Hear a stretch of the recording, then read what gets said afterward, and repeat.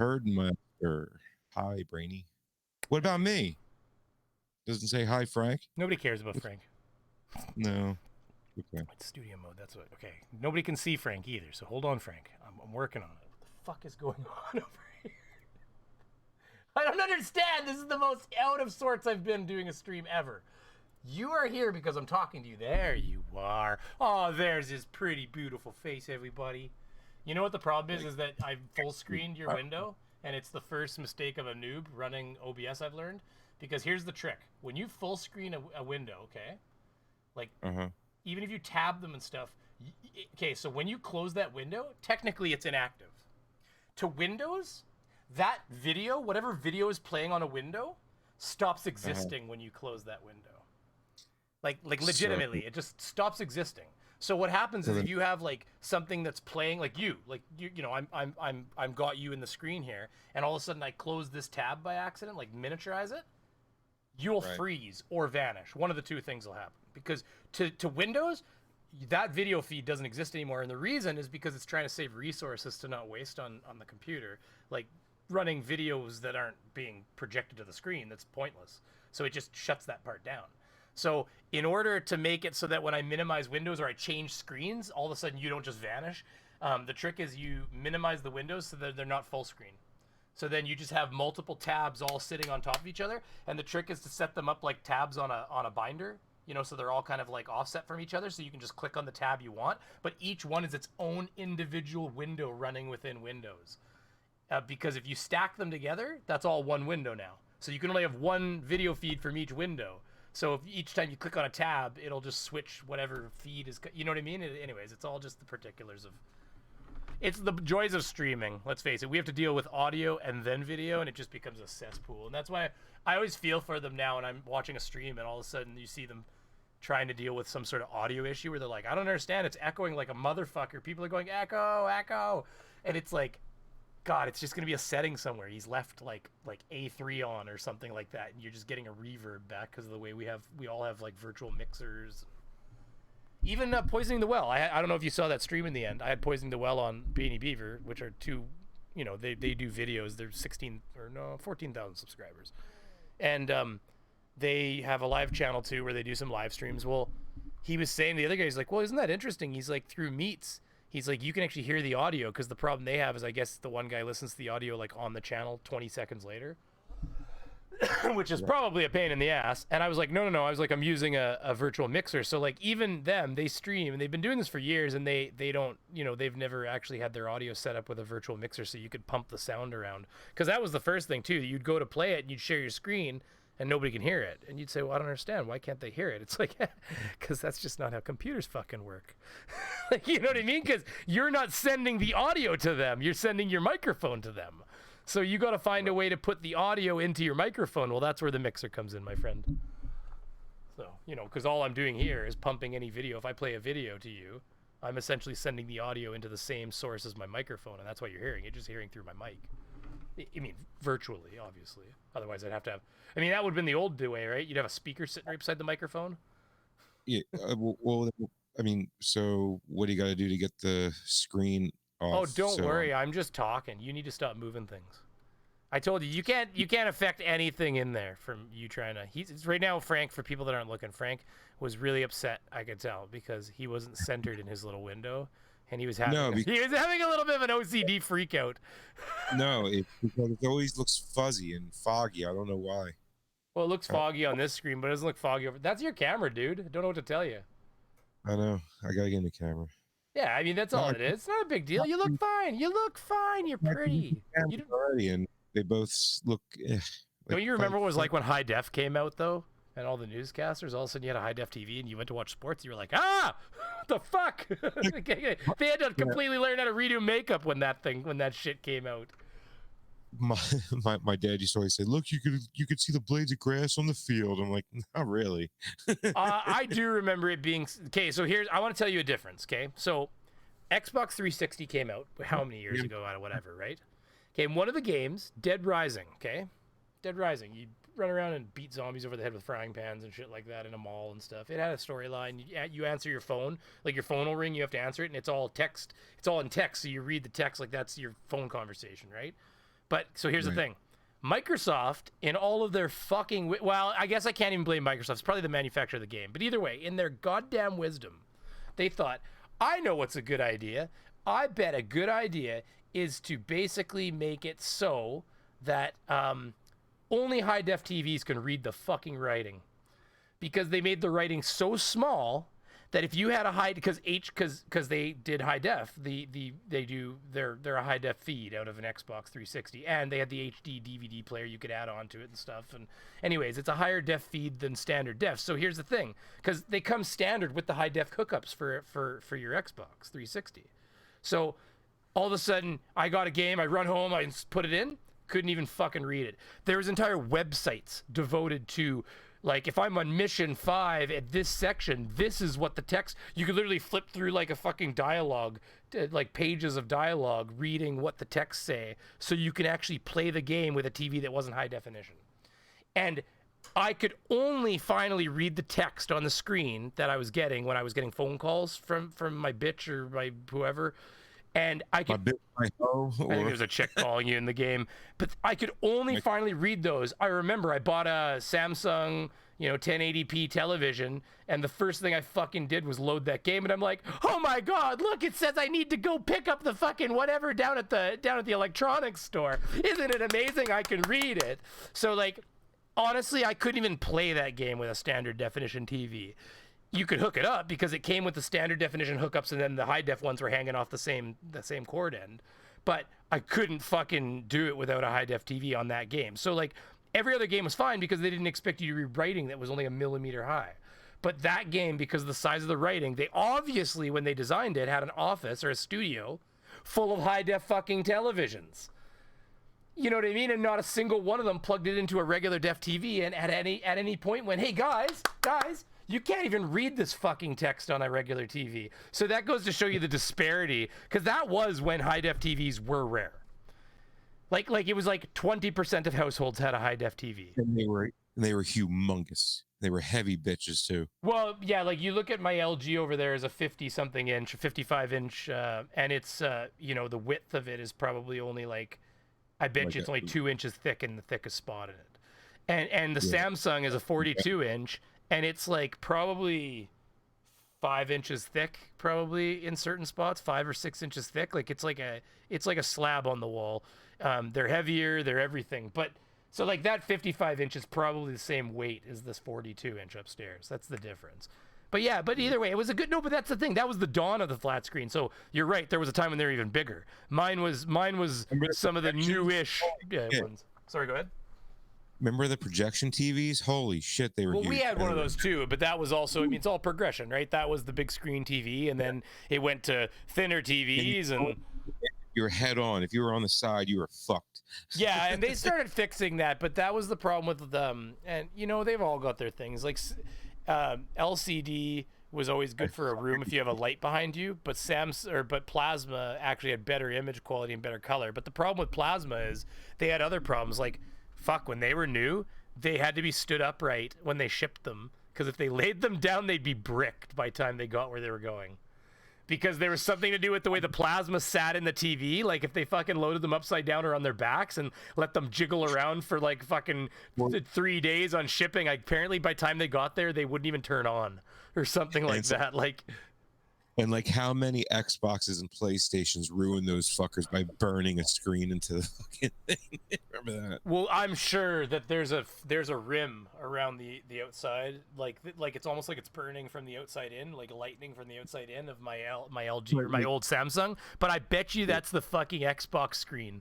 If I go and load up my old Xbox, I bet you that's the Xbox screen. I guarantee it is. It burned itself right into your soaked itself right into the TV. Yeah. Well, but they had screensavers, but whether or not they were good at doing what they're doing, Well, you had to set it up too. Like, in 3 hours, go to screensaver. Well, 3 hours, that fucking screen is now part of your Well, TV. if you do 3 hours every 2 hours, like fucking, you know what I mean? Like, it's spending more time burning in than it is screen saving. Bro, ever since I downloaded that game, the Royal Rumble one, the Call of Duty. Yeah. I want to my get PlayStation- Tarkov, but I'm just afraid of losing all my shit. Go ahead, sorry. I haven't turned it off yet. I keep putting in sleep mode, if anything else, just to save something, I guess. But it's been straight up lit the entire time. Like I just keep on going back to take it off of sleep mode, and I play some, and when I have the time anyway. Like, don't be scared. I'm disappearing for a second. I'm here though. Oh no, yeah. I'm a ghost. I'm I'm the only one that has hired somebody, and I hired a new guy this week, an old buddy that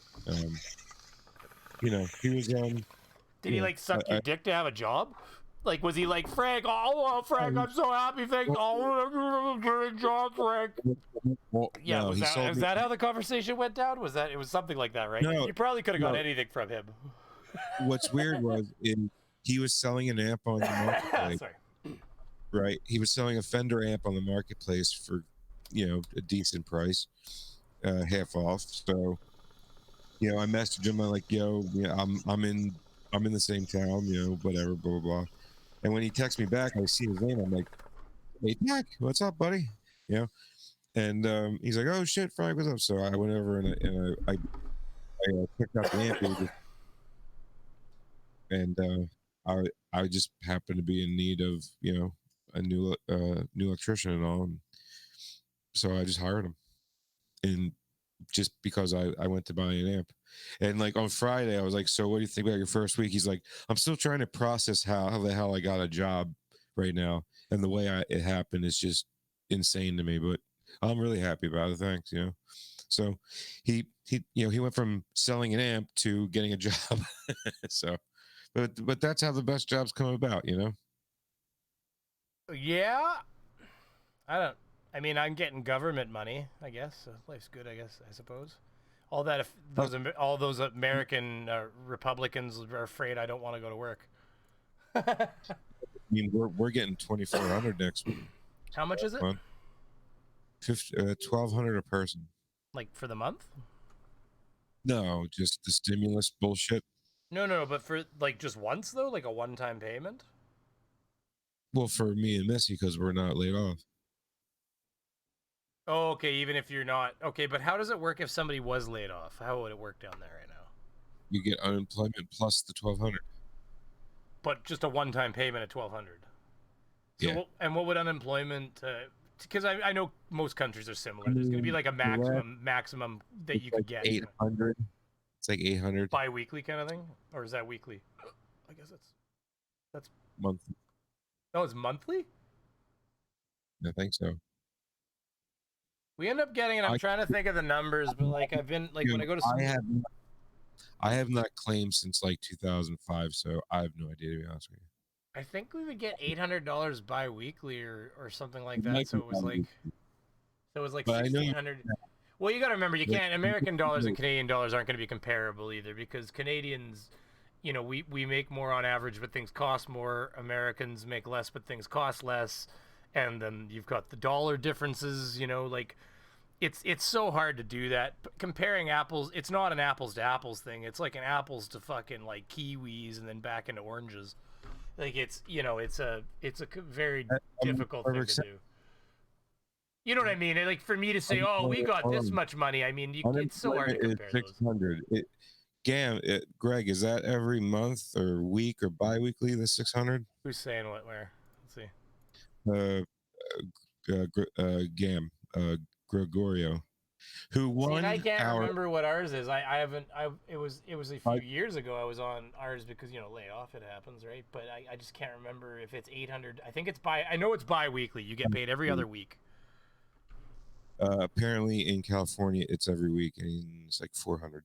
So okay, so it's like 800 bi-weekly. So that's about the same. So that's about the same then. So really, at the end of the day, yeah, exactly. Then they still take their income tax. You're like, fucking $50. They're like, man, you got to pay taxes. I'm like, you're giving me money because I don't have a job. Just fucking skim it off the top. You can choose to either have them take it out of your employment, or you can choose to not have them take it out and you just pay it at the end of the year. Well, yeah, but I'm talking about EI. I'm talking about employment insurance.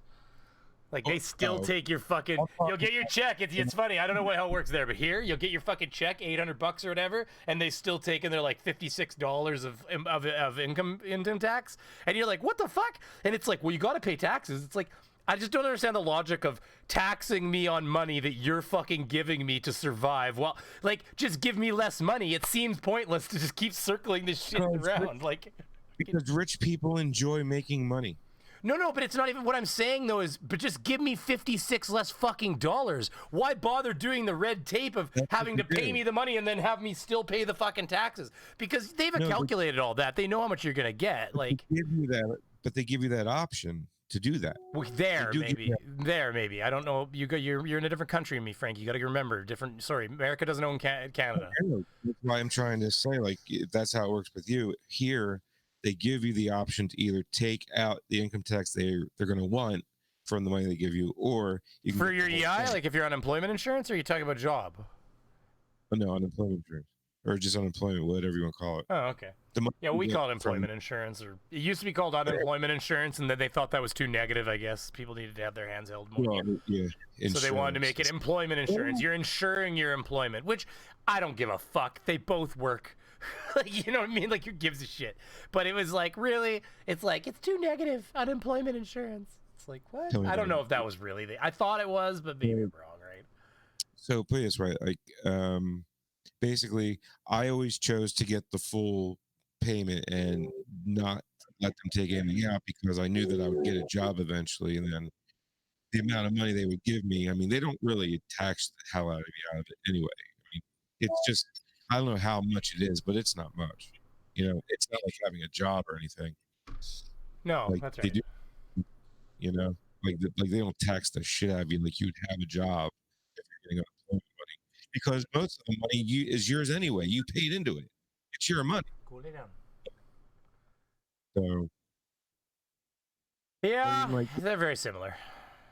Yeah, I mean, it's similar but different, but similar but different. I mean, it's a safety cushion so you're not homeless, I suppose, but their idea of how much money you can get by on is way fucking like outdated. Like I don't know who can survive off of New Jersey's insurance. I mean, it's hard to live. Stop hitting that screen, fucking cat. I'm pretty sure I hear it scratching the screen. In fact, give me a second. I can close that before it starts the great escape at the fucking screen with its sharp claws. What is that sound? Do you still have the game going? He still has a game going. He's shooting animals. That's the game. That's the sound of a game. I don't know what he's doing. Fucking Scott. Oh, good God. So it's like $50 on him. Okay. We took that cat and it hasn't been spayed or anything yet, so. Yeah, you got to turn that game off, I think. Sorry? Is the game playing? Yeah. Really? Where? Yeah. Oh, okay, you're right. Hey, it was good though. It wasn't even playing it. It was in the background. I just hit like start, but frankly, it's making me start a new game, and I was like, "What? I own guns. I own fucking four-wheelers and shit." So, yeah, you walked away. It started going. I'm like, Scott, what? I think it's okay. It's okay. It's not gonna hurt you. It's not gonna hurt you. So what's she needs to stop fucking talking though. Is the family good? I think so.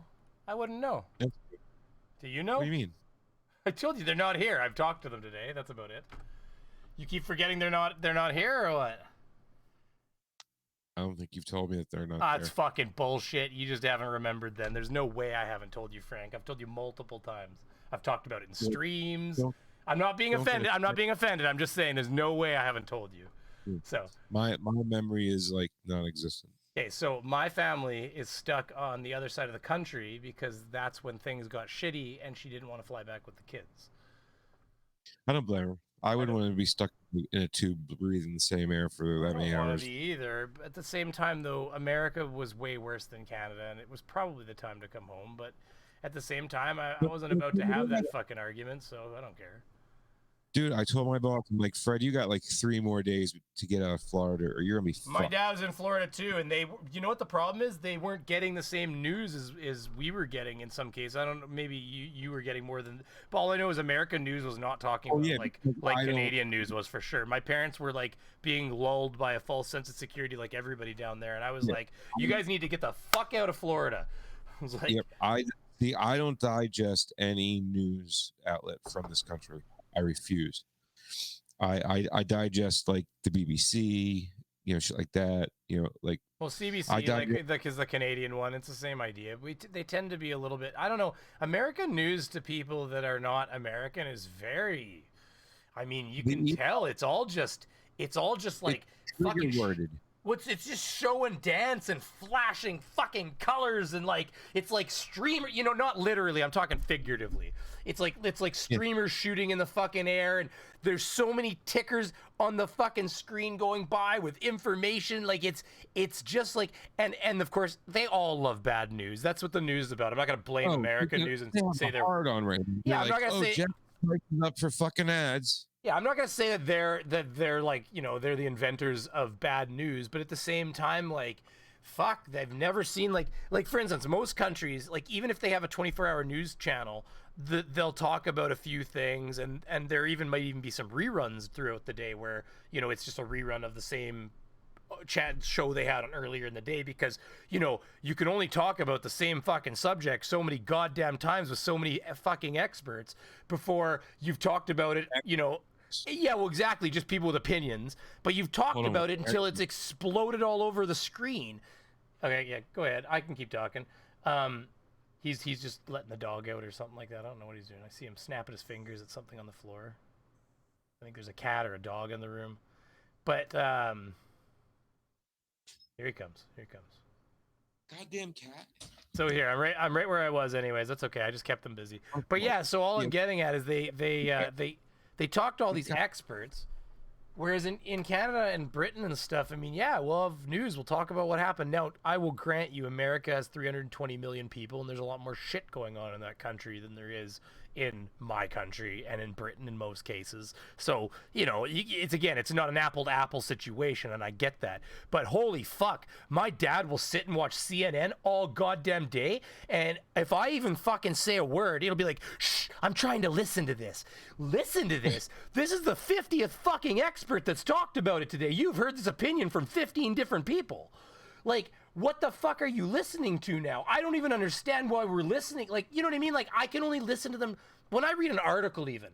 If I'm reading an article and they've given me all the information, the numbers, and as soon as the article starts to just repeat itself again, if it happens the second time, I'm like, all right, if I start hearing the same fucking bit of information a third time started to be handed to me in a slightly different, like, just way of saying it still, okay, I've gotten everything I need to get from this article. I will literally back out of it at that point. I found out the teachers, whatever it was, let's say, teachers weren't being paid enough. This teacher got paid this much. The state says they're working on it. This person says that. And then all of a sudden they start repeating the information. Done. You obviously are out of information. You're fluffing it now.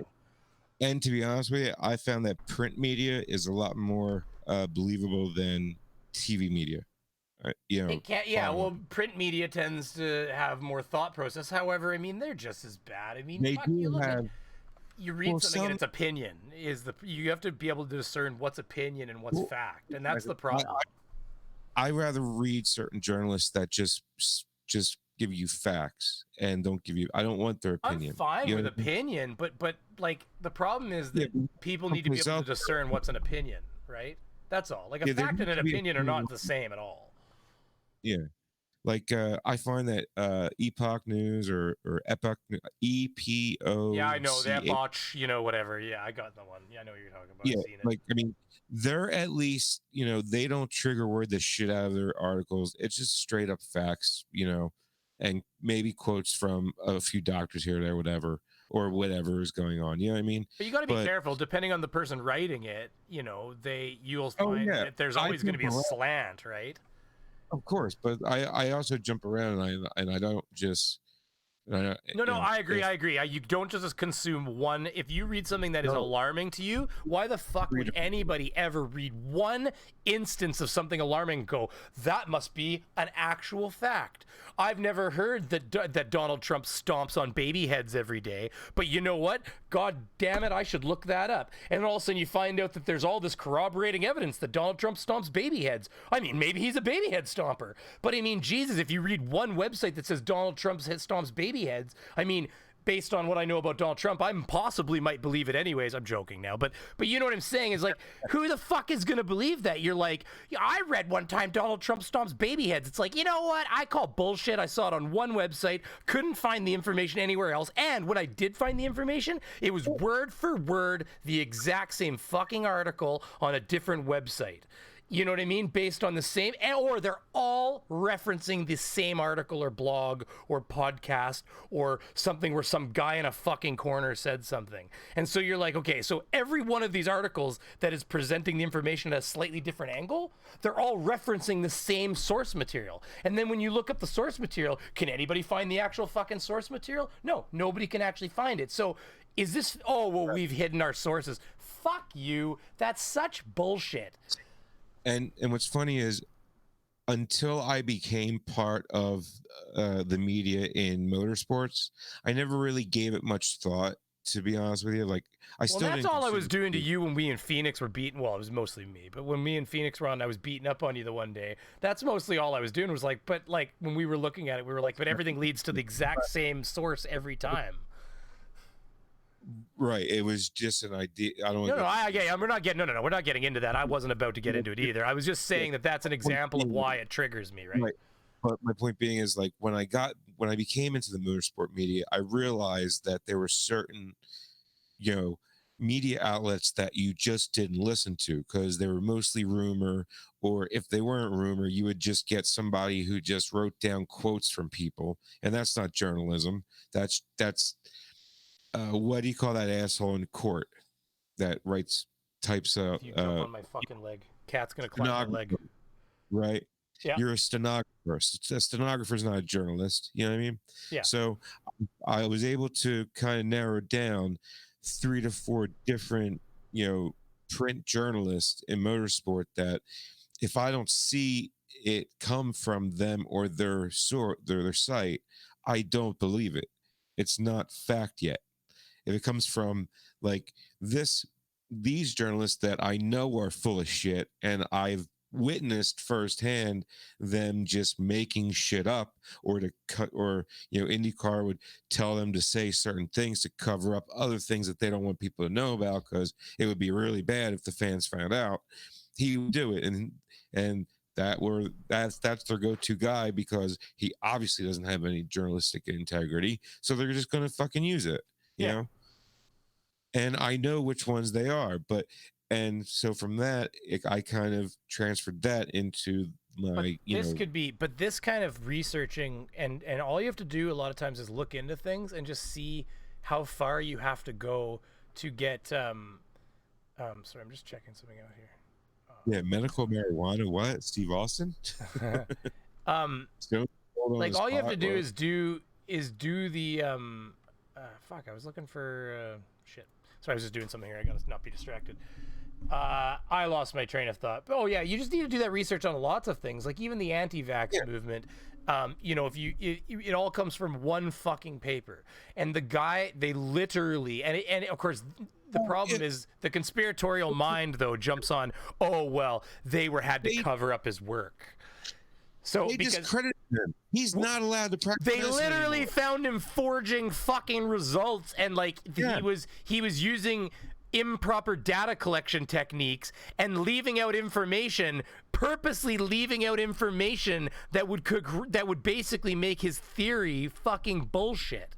And so they caught him. They caught him doing this because they peer reviewed his work and went, "This doesn't fucking add up." This British piece of shit has probably killed more people than he could ever. It's fucking ridiculous. And even then, you watch, they'll get it. It'll take a year, 2 years, even. Who knows? We're gonna be living with this fucker for a while now. And when we finally get a vaccination, we're still gonna have people going, "Fuck you, my rights." You know what? We should put you all on a fucking barge together then, and see how long you all last. With all the Jehovah's Witnesses, because you know what the fucking they told all Jehovah's Witnesses? If a vaccine is, which it will be, do not take it. You're not allowed to. So a lot of Jehovah's Witnesses are about to just bite it because they won't take the vaccination. And the thing is that the problem is, the thing that pisses me off the most is that 90-something% of us will get our fucking vaccination because we don't want to die. and then the let's say 9% of society that doesn't, Frank, they're going to walk out there, they're not going to catch it because it's not around, because all of us are fucking immune, and they're going to go, see, I didn't need to get vaccinated and I am healthy as ever. But it's because well, they could still get it, and that's fair. But in general, the whole idea is that the rest of us will be. So where are they going to get it from, Frank? They're just going to go out there, they're going to be healthy, they're going to be fine, and then they're going to go, I didn't need to get the vaccination, and I never caught it, so the viruses are fake. I didn't give it to you. Yeah, and viruses are fake. Exactly. It's because I wasn't sick and I didn't cough in your face. But if I was sick and I coughed in your face, but you lucked out because we all decided to get our fucking shots and we gave the virus nowhere to go. Like, it dude, have you ever read, like, all the vaccinations you get when new babies are born, and you just read all the things that it's stop, and you're like, holy shit, I don't want to get any of those. Fuck, tuberculosis sounds horrible. I mean, what's wrong with people? It's ridiculous. Like, because we're trying to get pregnant, so it has been a thought in my head, this whole anti-vaxxer movement. Yeah, of course. And the fact that it's only survived because certain celebrities caught on to it before they discredited this asshole. And when they did discredit him, where's the fucking front page news of that? Nowhere. Page 17, barely noticed, and it's because the celebrities don't want to look foolish, right? So they would rather save their fucking personal image and have Madonna chew up food and spit it into her fucking kid's mouth to feed it, which is disgusting, by the way. That was the weirdest thing I've ever seen, but then again, it's Madonna. Anyway, my point being is like, because I'm gonna have a kid, I'm thinking to myself, like, if anybody even asks me, like, are you going to get your kid vaxxed, I'm going to be like, why wouldn't I? Do you not? Like, and I found out my mother's one of these freaking people. Like, my little niece Harvey, right? She's like, I don't know, 5 or 6 now, and she had a cold. I'm like, well, what is she on? Oh, honey and water. Like, well, how old though? 5. You're not allowed to give them drugs until they're like fucking. They're honestly, the drugs don't have drugs in them. So when they're that age, honestly, all you can do is give them fucking honey and water and shit. Honestly, that might be why. Well, no, they didn't even bring her to the doctor. They just came up with this. Well, if they've got a cold, you don't bring them to a doctor for a cold. My point being is, how do you really know? Like, are you a doctor? I'm not going to, you check their temperature, and if they don't have a fever, you must have a gold-plated insurance program. I mean, I don't even pay for it, and I don't take my kid to the doctor for every sniffle. What? She had 100 fever. Well, if you have a fever, that's a different fucking story. I mean, yeah, okay. So you check the temperature. If they got a fever, they go to the hospital. Yeah. No, that's not gonna work. No. That's sorry. Like this, and listen. Colds don't cause fevers. Coronavirus cold does cause fevers. It's a bit of a different beast. So like, but let's face it. Most colds, most like just typical colds, influenza will cause a fever, but most colds won't cause a fever. So if you got for a month. Sorry, what? She was sick for a month because they didn't take her to a doctor.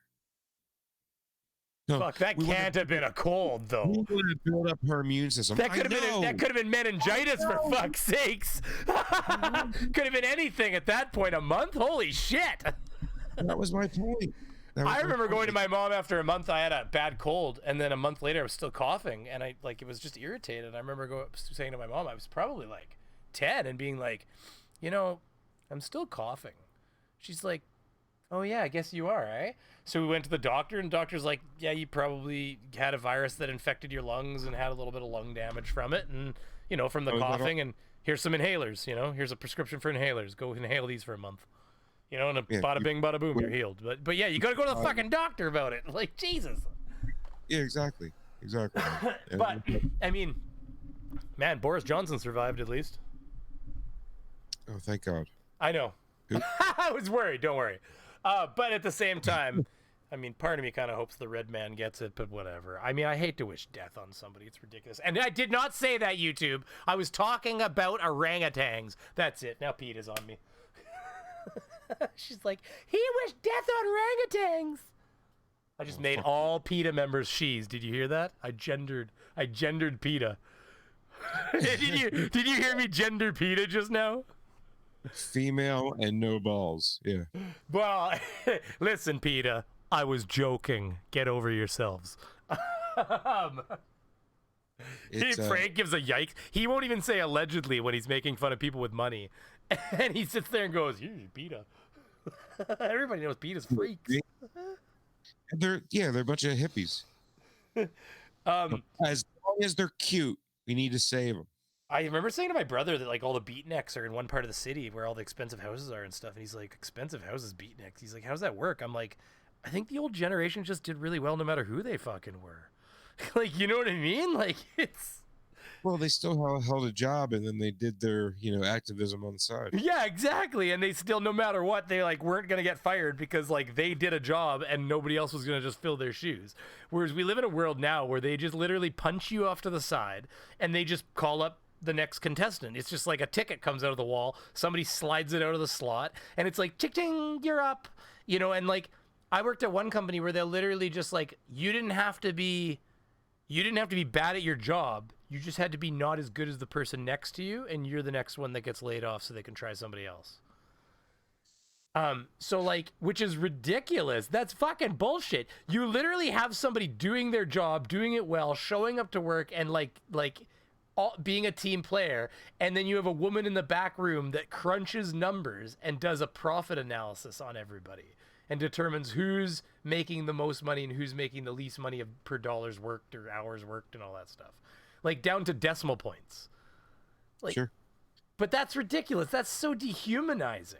Don't take any of the relationships a person builds within a company into account or anything. Don't take any sort of like anything into account. The customers calling the office and being happy with you and stuff like that. No, just take raw efficiency. Just like a fucking robot. It's so ridiculous. Dude, I learned a long time ago, you're only as useful as the last 2 seconds.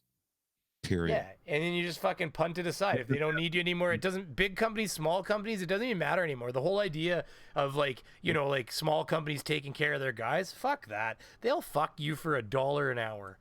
Like, it's bullshit. Meanwhile, the boss is, selling his 2-year-old Corvette and buying a brand new, so he's taking the hit on the brand new Corvette he just bought and buying a brand new Corvette with turbocharger and stuff.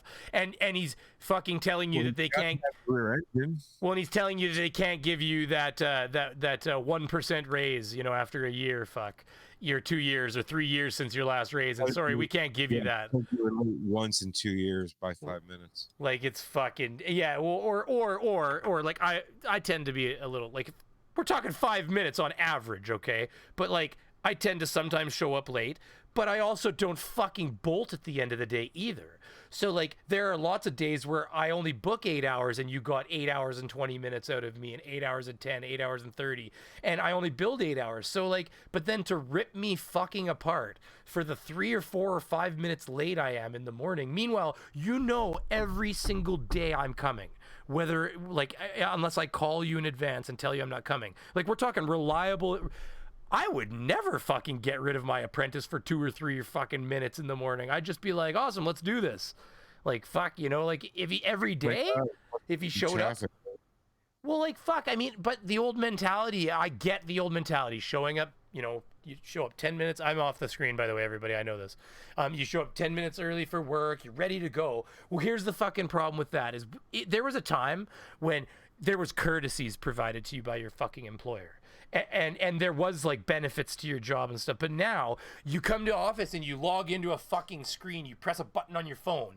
And then you press a button on your phone at the end of the day, and it automatically takes your lunch break, whether or not you took it or not. Automatically takes your lunch break out of your day, and then he rounds you down. Every day he rounds you down that 10 or 15 fucking minutes. But then, so meanwhile you're getting jacked fucking out of time. But then they expect you to fucking show up early. They don't pay. Then they round you, and then they fucking round you up to the start time because, well, wait a minute, you start at 8, not fucking 7:50. So then they're getting 10 minutes on the beginning of your fucking day too. That's bullshit. Employers should not be making money off of ripping their employees off by paying. My boss, once they got that fucking app, where they could just adjust it from their computers and stuff like that, I live in the same town where our office was, which was a unique situation because there's not a single technician at the company that lived here. Everybody else lived out of town. They had to drive in and stuff. So they're saving hundreds of fucking dollars in gas in a month. Okay, for me, not even. My drive to work was 3 minutes. The van would even warm up. Fuck, like so. Yeah, like no joke. Like it would still be cold when I got to work, even if I started and just rolled out of the driveway. Like that's how close we're talking. So they're saving hundreds of dollars on gas. And then they fucking log me out on the way back from the hog barns because I came back to the office, asked if there was more calls. You know, you walk around, you grab some stuff off the shelves, you make sure your van's stocked up, you spend about 10, 15 minutes, and you leave, and you log that extra 20 or so you logged the extra 15 minutes home, you know, from the hog barn, and then you spend 15 minutes checking for work. No, there isn't work. Okay, you load your van up, and then they fucking round you down a half hour because, well, he didn't take any more calls and he lives in town. So that's technically his fucking drive home from the hog barn, even though they expect me to go to the fucking office at the end of a call. You see the dynamic here? It's bullshit. So you're expected now to give everything. What? What's wrong with a phone call? Well, but this is the thing. But even then, but then the next day when you show up, they don't want to pay you to be there early. But then they'll bitch at you to not if you're not out within fucking like 5 or 10 minutes of the fucking timer starting, to the point where you're being hurried. So now they don't want to pay me to load my van up at the end of the day, and they don't want to really pay me to load my van up at the beginning of the day. So you're telling me they don't really want it, like they want me to load my van up and have a stock van that I can service from, and I'll definitely get in trouble if I don't, but they don't want to fucking pay me to do it apparently. And they're not saying that, but they're acting like it. And this is the problem now. This is a lot of companies. That's why, dude, like whenever I get like a little bit disgruntled at my job, I always remember like what other jobs are like. And I'm like, you know what? I have it really good here because I'm late every day. COVID's saying part of the reason why they were thinking of voting union before this whole COVID thing started. Well, it's bullshit, you know, and then you'll get like my case where, you know, like the old man at a building complex doesn't like me because I disrespected him, quote unquote. I mean, fuck, he was disrespecting us. I mean, what goes around comes around. But anyway, so he does everything in his power to get me fired, and they basically had to hire somebody else, which they then trained up and then eventually let me go so they could keep him, which I knew they were going to do that. I called them on it. I told them long in advance it was going to happen. So whatever. But and I've started my own company now, and frankly, I'll probably undercut them every chance I get. And I've already taken a few jobs from them.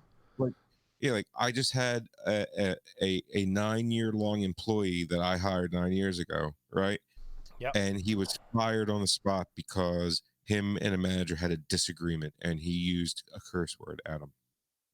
Yeah, like it's ridiculous. Like, and don't get me wrong, like there needs to be respect, but the fucking give him a fucking penalize him, just like. But you know what? I don't even think they're allowed to do that, to be honest with you. Everyone's human, yeah. Well, no, a customer can request that an employee from that can be requested. I'm talking about how he lost his job because we only have 2 vendors and there's nowhere else for him to go, so there was no work for him now. Yeah, no, I got you there. Yeah, it's not like he was talking to their manager. I see. Yeah, he was talking to a customer that we have, a manager of the customer. I never told the guy to fuck off. I just said I don't have any time for this, and I walked away. Which he should have done, and he'd still have his job if he did. But no, but the guy was standing beside a bunch of Japanese people from Mitsubishi, and it was very disrespectful in front of the Japanese people. So all it was I chafed his balls in front of some people, and he felt like an asshat. Wait, what happened with what? Well, there was Mitsubishi is very involved with this building, Mitsubishi Electric, because they had high-tech equipment that was being installed for heating and cooling. And so the owner of the building was there. But the thing is, like, the problem is the way the company would always work is I didn't have enough help, and I would tell them I don't have enough help. They give me an apprentice. He's greener than fucking green. Okay, so why don't you just give me a fucking toddler to walk around with at work? Like, you know what I mean? Like, thank you for fucking helping me by giving me somebody I now have to fucking well train for the next 6 months. Like, that's why I'd rather work alone. This is exactly what I mean. Like, fuck, are you kidding? So then they give me a green fucking guy that they can pay as little as possible because they don't want to hire somebody they actually have to pay.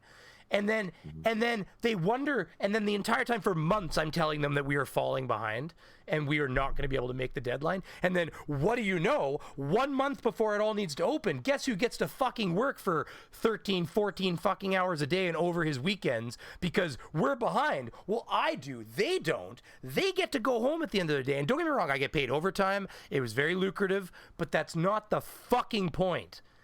That's not the point. Mental stress is like well, and so here I am on one side telling them, like, calling my boss and saying, hey, I don't have the time to do this, and he's saying, okay, I get it, and then 5 minutes later I have the manager of the fucking hotel that we're constructing part of coming to me and bitching about some unit that's not working over here. But like bitching to me like as if it's like the world has fucking exploded. Like, lady, it's I'd look on the drama. Well, I'd look at the computer because it's all computer ran. I'd go to the computer room and I'd look at the computer screen and I'd say, lady, it's 3 fucking degrees above temperature, above set point. Like, I will get to them, but can we not talk about this like they're dying of fucking heat in there? Like, Jesus Christ. Like, everything had to be right now. So here I am trying to finish a project that I'm getting breathed down my throat. And guess what? By the way, the only reason that I'm in this deadline is because the owner of the complex, the one that I had to disagree with eventually, the owner of the whole investment and everything, if he sees that fucking we get ahead at all, he pushes the building up a month. And then he pushes it up another month. And he pushes it up another month. Because every month he can push that building's opening up, he can make more money. And so so what'll happen is the building will have an opening date of February. And it'll be May, okay? And by June or July, the opening date will be December. And then by August, the opening date is November.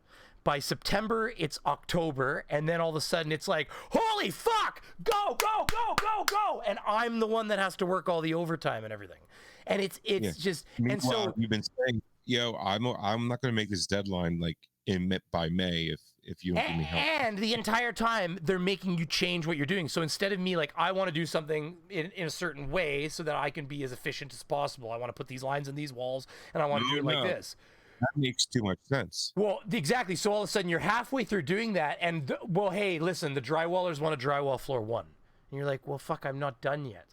And it's like, well, they want to drywall floor 1 on Monday.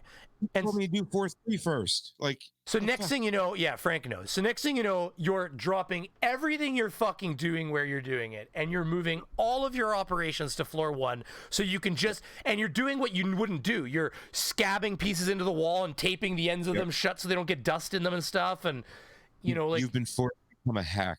Yeah, you've been forced to force this shit into the walls and cut, and you cut not corners that'll cause problems because you're just going to eat it in the end. You can mechanically, everything's got to be sound. I've made flying splices because I've had to. Fuck it, I don't care.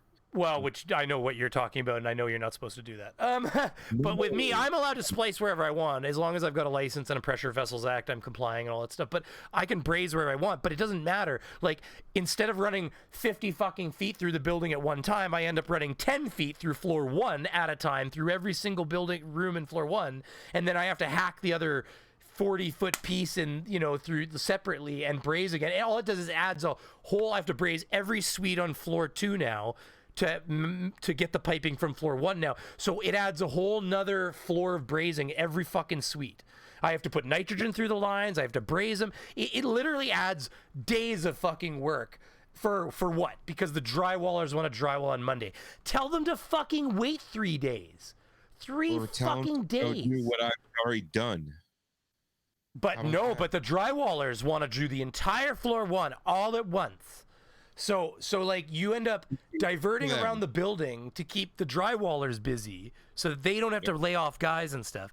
It just nothing. And then here you are with your boss calling you saying, hey, and then you get yelled at because you're not done. It's like, what are you doing? And I'm the only fucking refridge guy. So every other problem that comes in for air conditioning and refridge, their fucking guys didn't even know how to run a fucking vacuum pump when I got there. I got sent to help the plumbers like hook up an air conditioner, and I get there and they like couldn't even figure out why they couldn't hook up to a vacuum pump. I'm like, well, it's got the wrong ends on it. You don't have the right gauges. Like, I mean, Jesus Christ, a level 1 should have been able to figure that out in 30 goddamn seconds. So they know so little about air conditioning, they can't even hook the fucking tools up to it.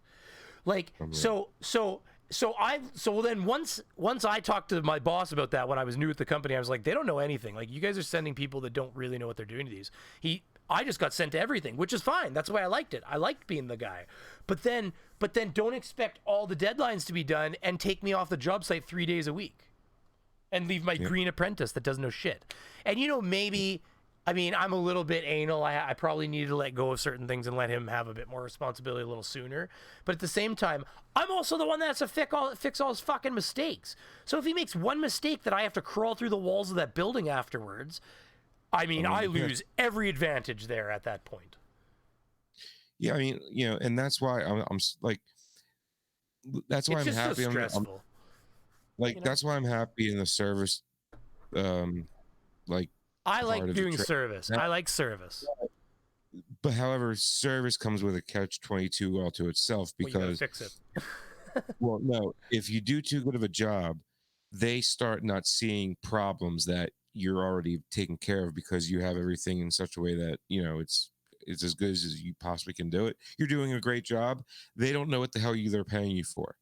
I go after the obvious things, and if something's and if there's a bunch of things out that they keep noticing haven't been fixed, then it's like, what am I paying you for? Well, see, I never get paid just to go do maintenance. It'll always be, typically for me, I mean, I shouldn't say that. You do get paid for that too, but a lot of times it's a breakdown. Like, you know, people don't want to spend money on mechanical businesses. Everybody's tight. You know, like, nobody wants to spend money on shit that breaks. Yeah. So they have to, though, right? At some point they have to.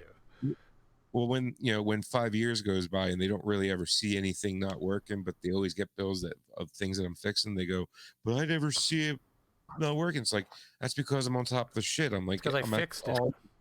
Yeah, it's because, like, you know, like, probably the day it went out, I was there to fix it. I mean, well, like, or even like the one guy I was dealing with where he was like, oh, you know, you billed us for 6 hours. I'm like, yeah, I spent 6 hours on your site. I said, actually, I probably spent more like 10 hours on your site. I only billed you for 6 of them.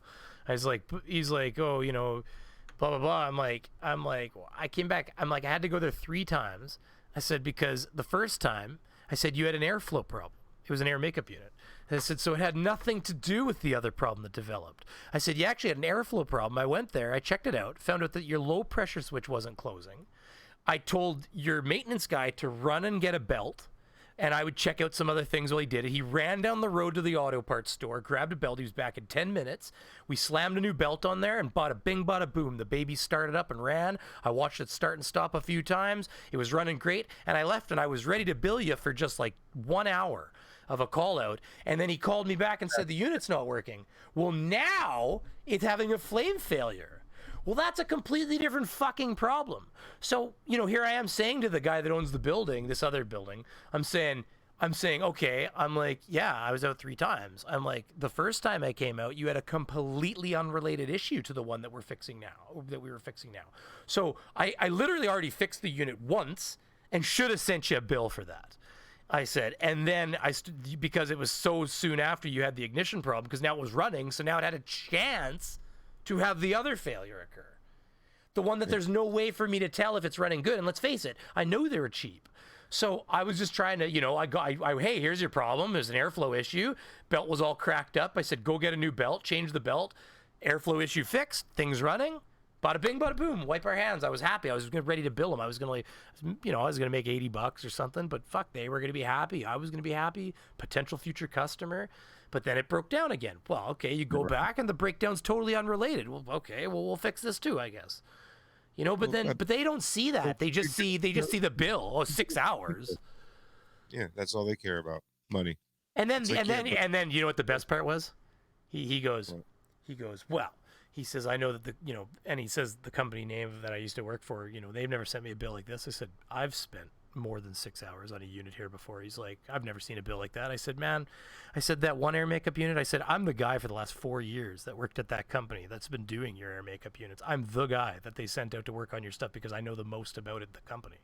I said, the reality is, I've spent hours up on top of that one unit on the roof. I said, to the point where I said, we could never figure out what was wrong with it. I said, Jake called me out 3 times till finally I told him to call me. Doesn't matter what time it is in the morning. The next time it happens, do it, because it would only do it at a certain temperature. And I had a theory, right? And so I said, you call me the next time it happens. Because by the time we would open and we'd get there, it was working fine. And it would happen at like 6 a.m. every morning. And so... And you can't, that's working fine. Yeah, and you can't fix something that's working fine. And this is when I worked at the other company. So I said, Jake, you call me when that happens again. So he wakes me up at 5:30 in the frickin' morning, wakes me up. It's right around the corner, small town. I'm like, okay, I'm on my way. I jump in my pants, jump in the van, I drive over there. There we go. So when it was cold, at a certain temperature, the damper motor, for some reason, wouldn't have enough torque to open the dampers. The damper bearings were a little tight, and it wouldn't have enough torque to open the dampers 100%. And so because of the density of the air at that temperature, it was basically causing the unit to not get enough airflow through it because of that, extra 10% of damper close. So I ended up, there's your problem. We got to get a new damper motor. So I called up, ordered a damper motor. We got it delivered to town. Came back later in the day, or maybe the next day. We changed the damper motor out, slammed it on there, But Jesus, okay, so I went there 3 times, and then I went back in the morning, and then I went back to fix it. I can guarantee you, I said to him, I can guarantee you that I spent probably 12 hours working on that. I said, and that's fine if the other companies never sent you a bill like that, then they were paying me. I said, then bottom line is, by the time they paid me, probably didn't even make any money, that means. So at that point, Frank, do I even want him as a customer anyways? Fine. No. Whatever. I told him, I said, tell you what, the parts you pulled out, because you don't, he ended up going up there and spent 2 days dicking around with it. And he was like, do you know what it was in the end? And I'm like, what? And he's like, oh, is the pilot valve needed to be adjusted? I'm like, dude, I spent the entire day adjusting that pilot valve. I said, I checked the pressure. I used my manometer. I said, I went in and drilled out every single orifice on that burner. I said, you're benefiting from all of the work I did. I said, you go up there and you dick around with the pressure for a few minutes and you think you got it. I said, well, what about the 2 hours of drilling orifices out and, and bang, cleaning your sensors and, checking wire connections and stuff like that. I said, like, none of that counts. Yeah. I said, you go up there and you fuck around with something I was fucking around with. And you think you know more. I was like, whatever. I said, tell you what, I said, you go get those parts for me you pulled out. And I said, I'll give you the money back for those. And that's whatever, and he's not going to call me again. But frankly, I put him in my phone as cheapskate. You could fucking phone me. You know what? Guess what? The reason? Well, you know why he called me? Because the other company wasn't showing up. He had called them about a repair, and they hadn't shown up because they were busy, and they were trying to get a guy. He couldn't get a guy till next week. And they had a quote that they needed done for another unit for getting some gas piping done, and they hadn't shown up to quote that either. Well, why do you think? Why, Frank? You tell me. You tell me, as a person who knows our trade, why in the world would a company not show up to service something from a big company in town or to quote that other job? They're right in fucking town. Why would they not do that for days? Because the customers are a pain in the ass. Because they're a pain in the ass and they're cheap as fucking shit. So what it is he barely ever makes any money off them anyways. And so he couldn't even get them to show up. And so then when he couldn't get them to show up, he lit a match under their ass by calling me. So then they'd see my van at their building, and then they would show up and quote things. And then, of course, lo and behold, they managed to outquote me on that other quote. The other quote that I purposely priced in a way that there is no way in high hell, unless the boss put the fucking coveralls himself on, that he would make any money at all. And that means that they told him that he called them up. I guarantee you, he phoned them up and said, you better get over here and drop a quote on it because the other company just did it. And of course, I'm their new competition now as their old employee. I guarantee you that he told him how much he quoted. Absolutely. He said, here's how much, because I would have said the same thing. I said, what do he quote you? And then because he beat me by about 100 or 150, $200. Well, just enough to make it worth it. I mean, there's a reason why I've been working at the same place for 15 years. But I'm just saying, like all I'm saying is the guy's clearly cheap. I know, just because I know I'm not stupid. I can put all of those pieces of that puzzle together, and I can suss out that you are a cheap asshole. You're like this every fucking time they do work, because guess what? I gave a church the same fucking invoice, basically for the same amount of time worked on their rooftop units, and I said, I know it seems like a lot, but I had to pick up the part. I spent multiple hours, messing around with it. I had to come back twice because he had 2 different problems that presented themselves. It was essentially the same kind of problem, and they were like, no, absolutely, this is in line with what we normally get. And then they signed up with a fucking maintenance contract with me. Don't tell me they've never seen a bill before. They know what shit costs. And they went with me because I had and every time I get quoted against in the city, I end up winning because I'm a single man company with low overhead, no shop front, and my own office in my own house and my garage, and my shop is my garage and all that stuff, right? So I mean that's all it is. There's no way. So I mean, anyways, it's all it susses out to is literally is in my phone as I've got a list already. I've started like every company has a list of companies that are cheap, and basically he's already on a list of like, yeah, I might show up if I'm making absolutely no money whatsoever, But if I've got anything else to do with my time at all, yeah, I'll get to you next week maybe. We'll see. Like that's exactly what happened to them. And the other thing is, I said to one of my subscribers, I was talking to Janie. Shout out Janie if you're out there somewhere. And they said that I don't understand these people that pay like shit and then they wonder why nobody shows up to help them. And they don't want to pay people. They're cheap like that, and then they wonder why all of a sudden, because he is going, I mean, the company hasn't shown up to quote me because you never want to pay. Yeah, you get exactly what you pay for. Yeah, you never want to pay. Like, and the thing is, like, I gave him a bill that had 6 hours and 2 parts on it. The parts was half the bill. Like, and yeah, I get that. That, like, if he pulled them out and got it working in the end, that's fine. But what I told him was, I said, at first I wasn't going to give him those parts, like the money for the parts, because I told him, I said, for me to warranty shit, you have to phone me. I said, like, if you're going to go in there and put your coveralls on and act like technician man because you're pissed off because you weren't happy with the bill I gave you, I said, it's great. I said, but that bill also includes a warranty. So if it stopped working 3 days later, I said, all you had to do is call me. I said, because guess what? I spent all my time dicking around with that pressure sensor, and I probably would have checked it again. And you wouldn't have to spend two, because he also lied to me about everything. Like, he said, oh yeah, like the other company came and fixed it. Well, his own guy was like, nah, they spent 2 days going back and forth up there. 2 guys trying to figure it out. Like him and the manager and one of his guys, trying to figure it out, or the owner and one of his guys. And I'm like, fuck, all you had to do is phone me. I said, dude, I literally already billed you for the work, and the work that said the unit was working.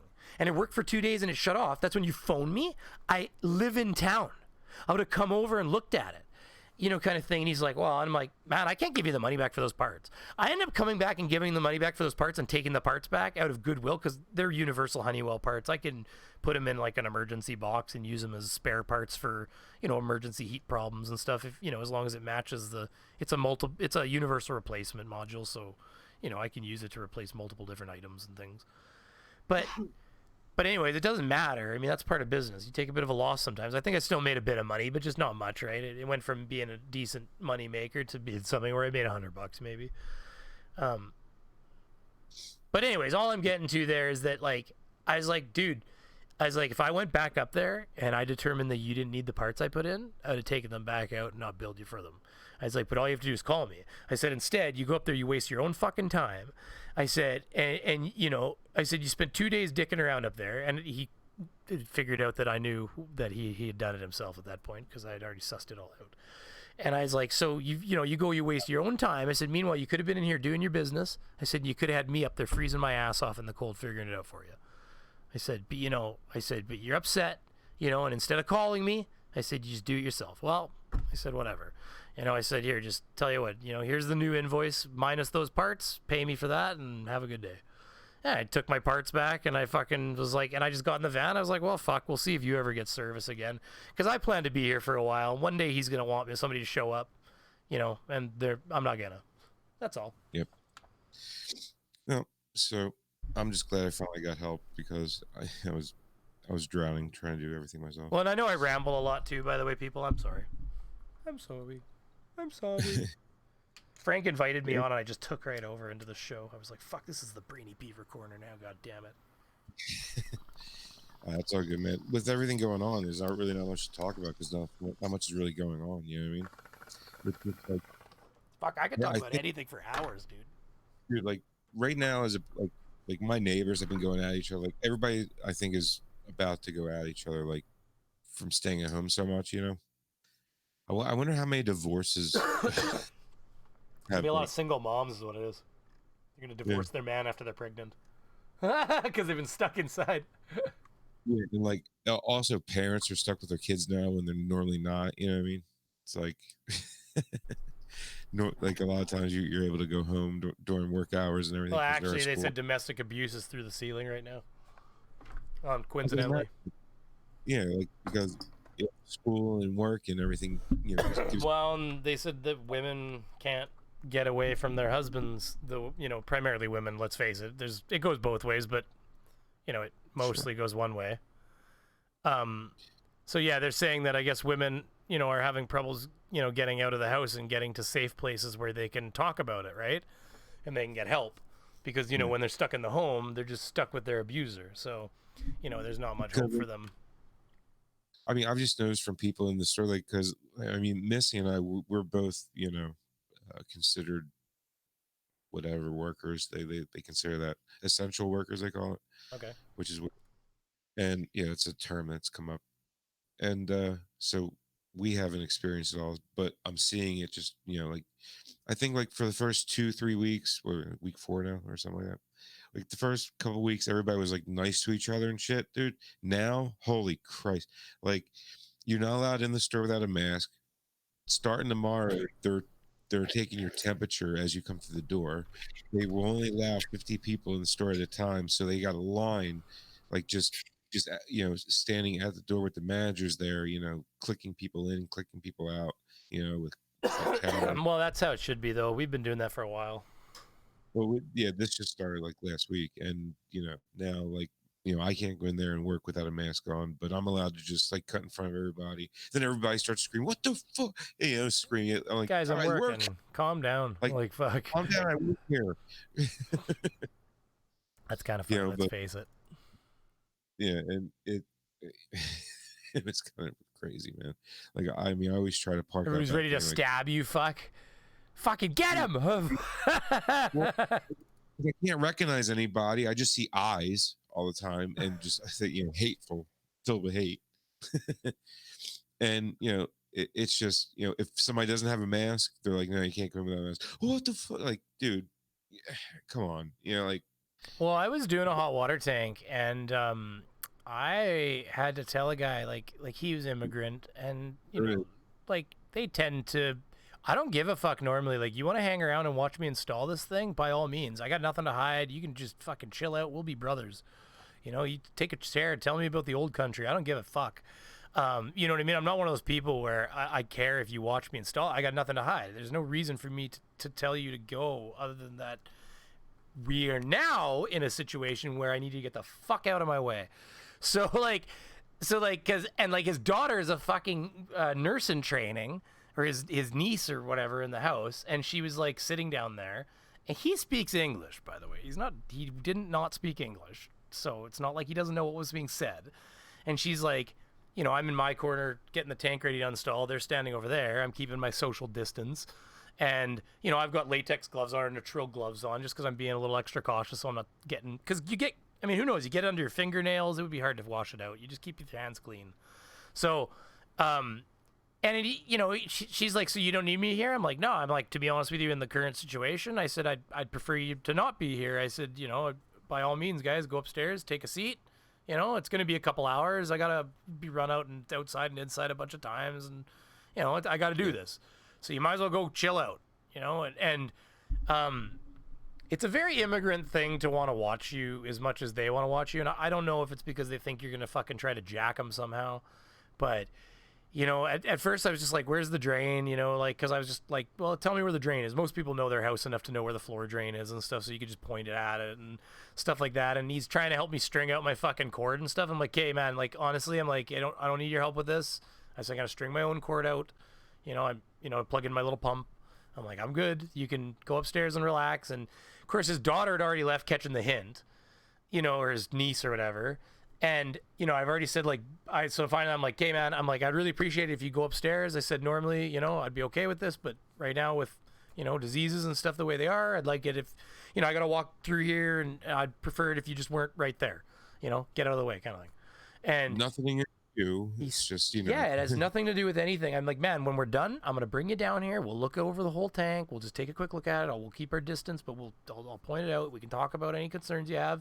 But right now, I just need you to kind of... He still didn't fucking leave. So finally got to the point where I was like, okay. I was like, okay, man, I was like, I get it. You're not getting the hint. I said, I need you to go upstairs. I said, I'm really sorry, but you're in my space right now. I need to walk through here a bunch of times. I can't do it and keep 6 feet away from you. Why don't you just go relax upstairs? Please leave. I was like, I got to do this. And I even said to her later, I was like, I hope he understands and everything. She's like, nah, he gets it. He may or may not. Either way, I don't really give a fuck. I mean, the bottom line is like your niece works at the hospital. You know, she's probably safe. I get that, but You have kids, you know. yeah, like fuck off. And you don't know where I've been either. I've been at home, and that's fine. And I feel safe about that. But you don't know where I've been. You don't know what I've touched. You don't know anything about me. So, and like, I just don't think there's enough respect being given to the fact that you can breathe on a goddamn person and catch it. And the thing that's freaking me out is because Missy works at, you know, a doctor's office, and these women who are pregnant, they just keep lying and showing up anyway, and they're sick, you know, and who knows with what or whatever, but they think that, you know, it's like you didn't have to come in. Like, we asked you if you were feeling this or that, or if you've been in contact or whatever, and you lied because you're obviously sick. You know, this one lady brought in her, it was the most, this one lady brought in her husband and her kid, and you're supposed to come alone. You're not allowed to bring anybody, you know. And she's like, well, no, it's okay. My husband just had the flu, but he's over it, but my son has it. It's like, what the fuck is wrong with you? like, you have to leave. They literally, like, when you go Yeah. to, I don't understand people go for the, like, kids, yes, I get children with a high fever, but even then, you're not supposed to take a kid to the hospital unless they have a high fever. Like, Yeah, and this a is the low doctor's fever, note. you give them a little Tylenol, you make sure they've got liquids and stuff, but you keep an eye on them because it can change very rapidly. But In a normal circumstance, so not right now. but Like, yeah, not right now. Exactly, not right now. But well, if they have a high fever though, right now, like, I'm talking like right now, like they're doing this shit like last week. It's well, like, but that's what I'm saying. That's what I'm saying. Like, you don't need to. But anyways, yeah, taking. Oh, he's got the flu. Like, fuck, are you serious? You know what happens when you go to the hospital with the flu? They take one look at you. They ask your symptoms. The guy stands back. He goes, "Yes, you have the flu. Get the fuck out." Like, why are you here? You can breathe? Are you vomiting to death? I don't know why you're talking to me. Go home.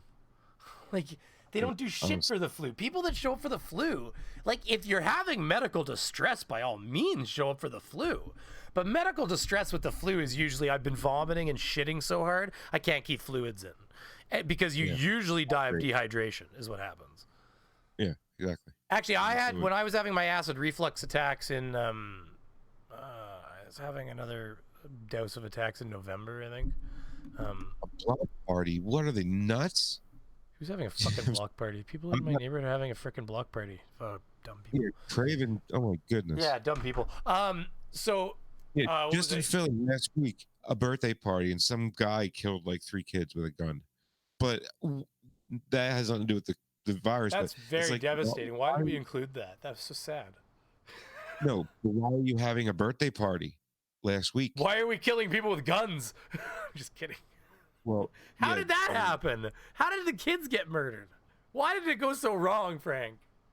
I wasn't there. I have no idea. You know, all I'm saying is, why are you having even a gathering of sorts like that? People are stupid. People are dumb. I know that. Like a block party. I'm sure my neighbors were at their kid's house. It's crazy. I'm sure my neighbors, because you know why?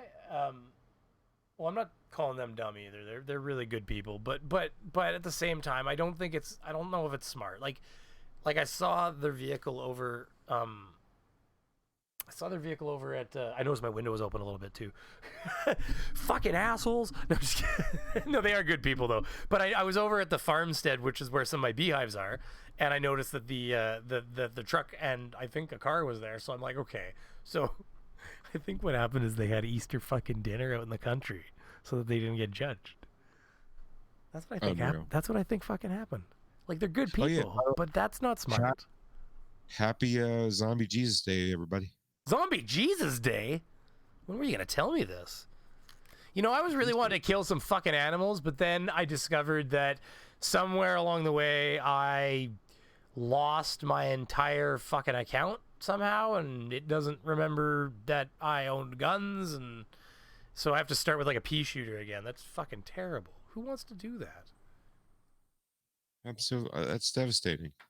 It is. Sorry, but there's buddy. a rabbit's gonna die right now. Hold on.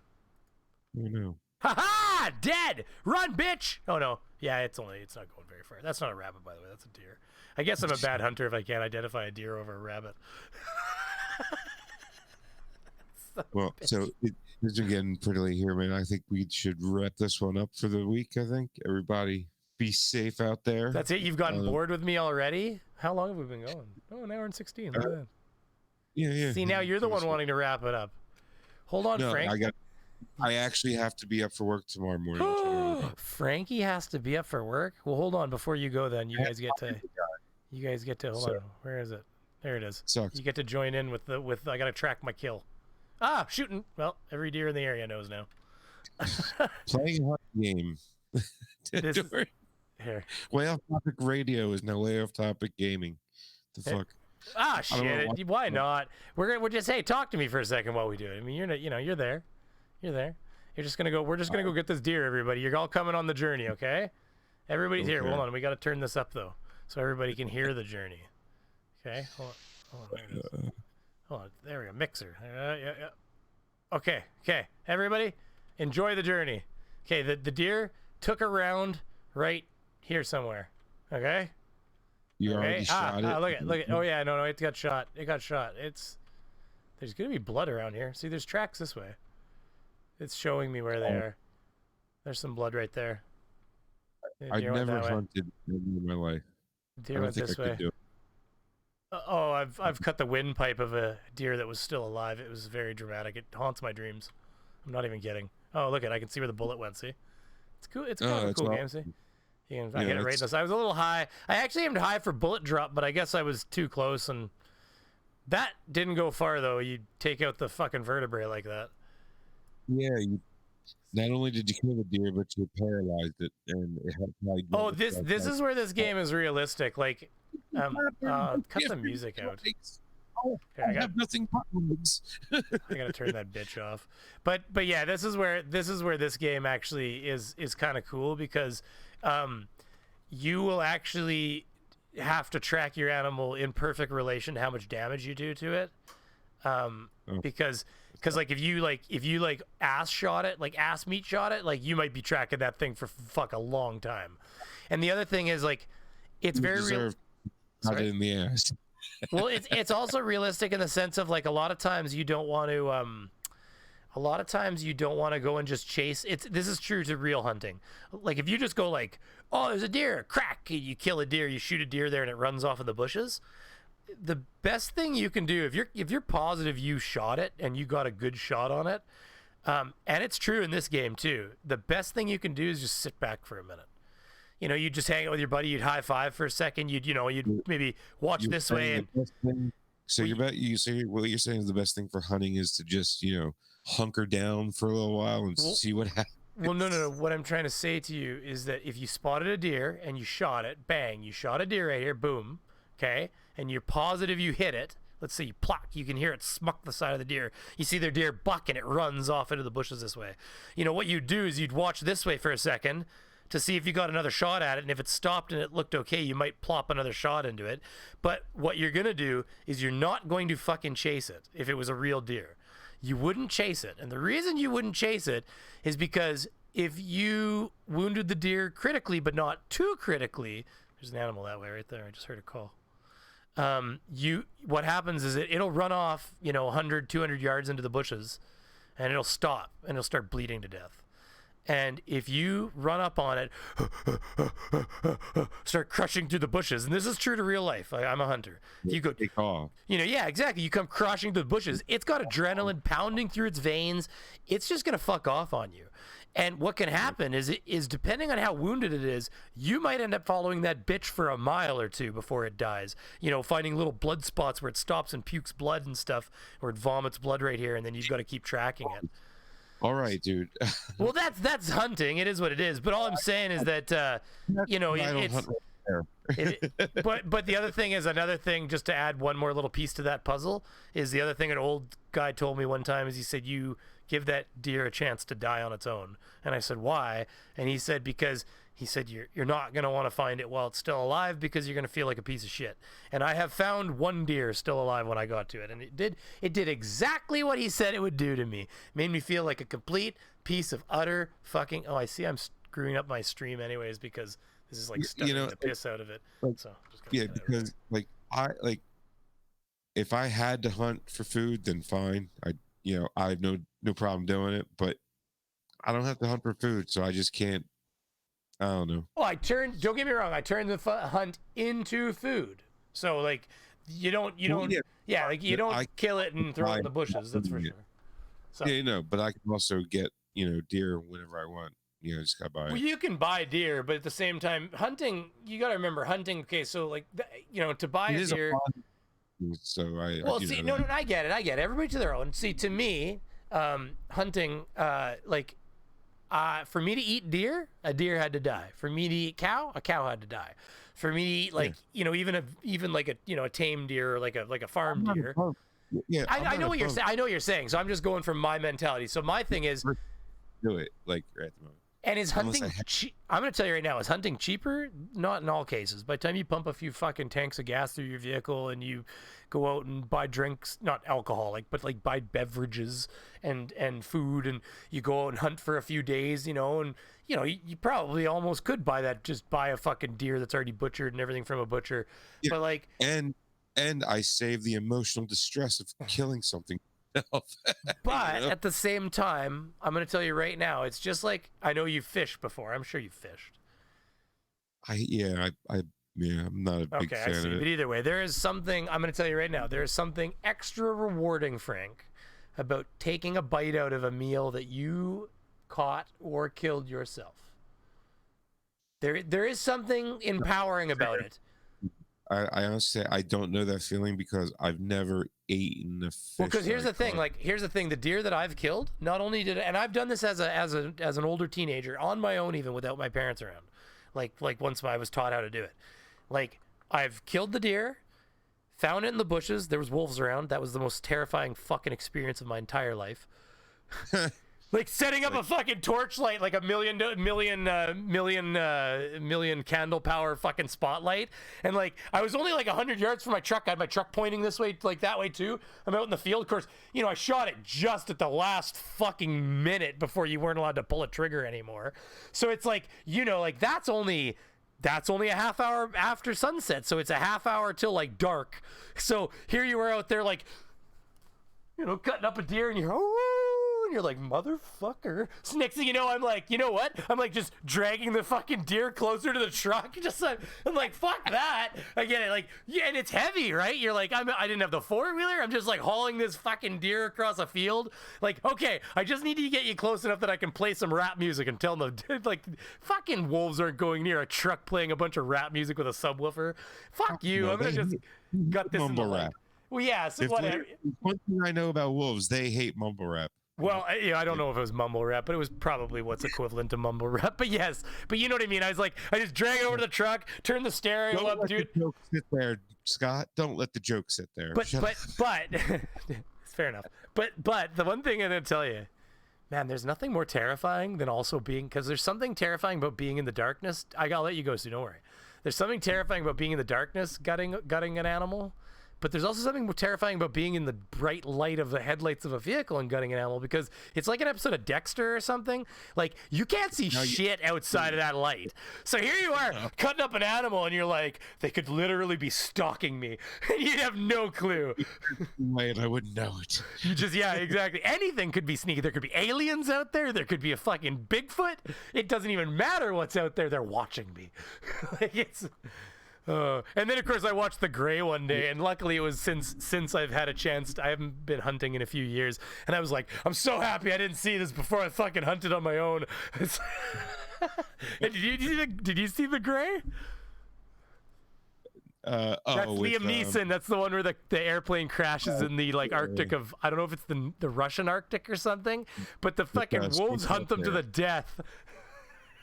It ends with them fighting wolves to the death.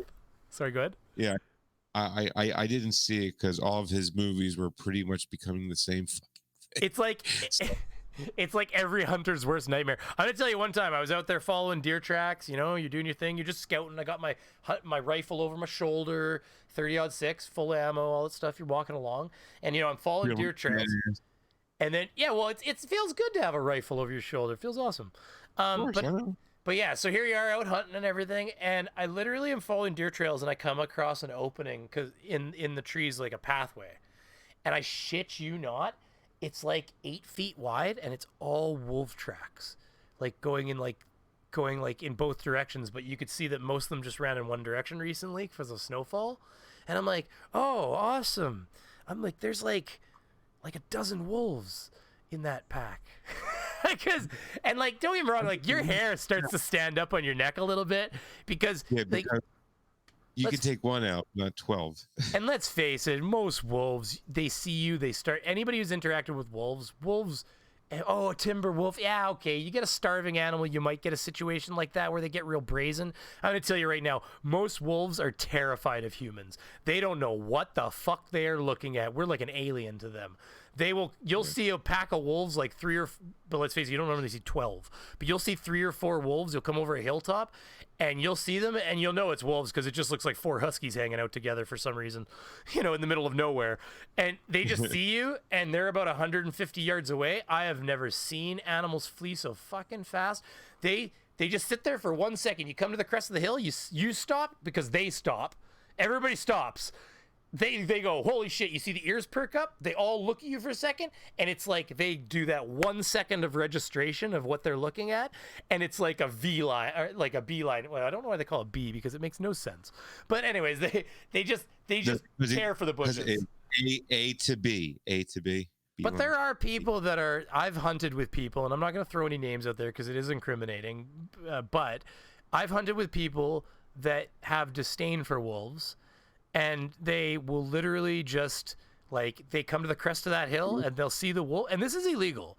And they'll see that wolf, like, I didn't know my buddy'd do this. And he didn't hit it, thankfully. But he come to the crest of that hill. We saw the wolf. They stopped. They looked at us. They turned and ran. Fucking gun comes up. Just pulls a shot off trying to kill one of them. Because fucking wolves. And that was literally his answer. And I'm like, just gonna kill a wolf, eh? And I'm like, I just didn't see a reason to kill one of them if they're gonna fucking leave me alone. But like, to them, it's a nuisance animal, right? Sorry? Was he attacked before by them?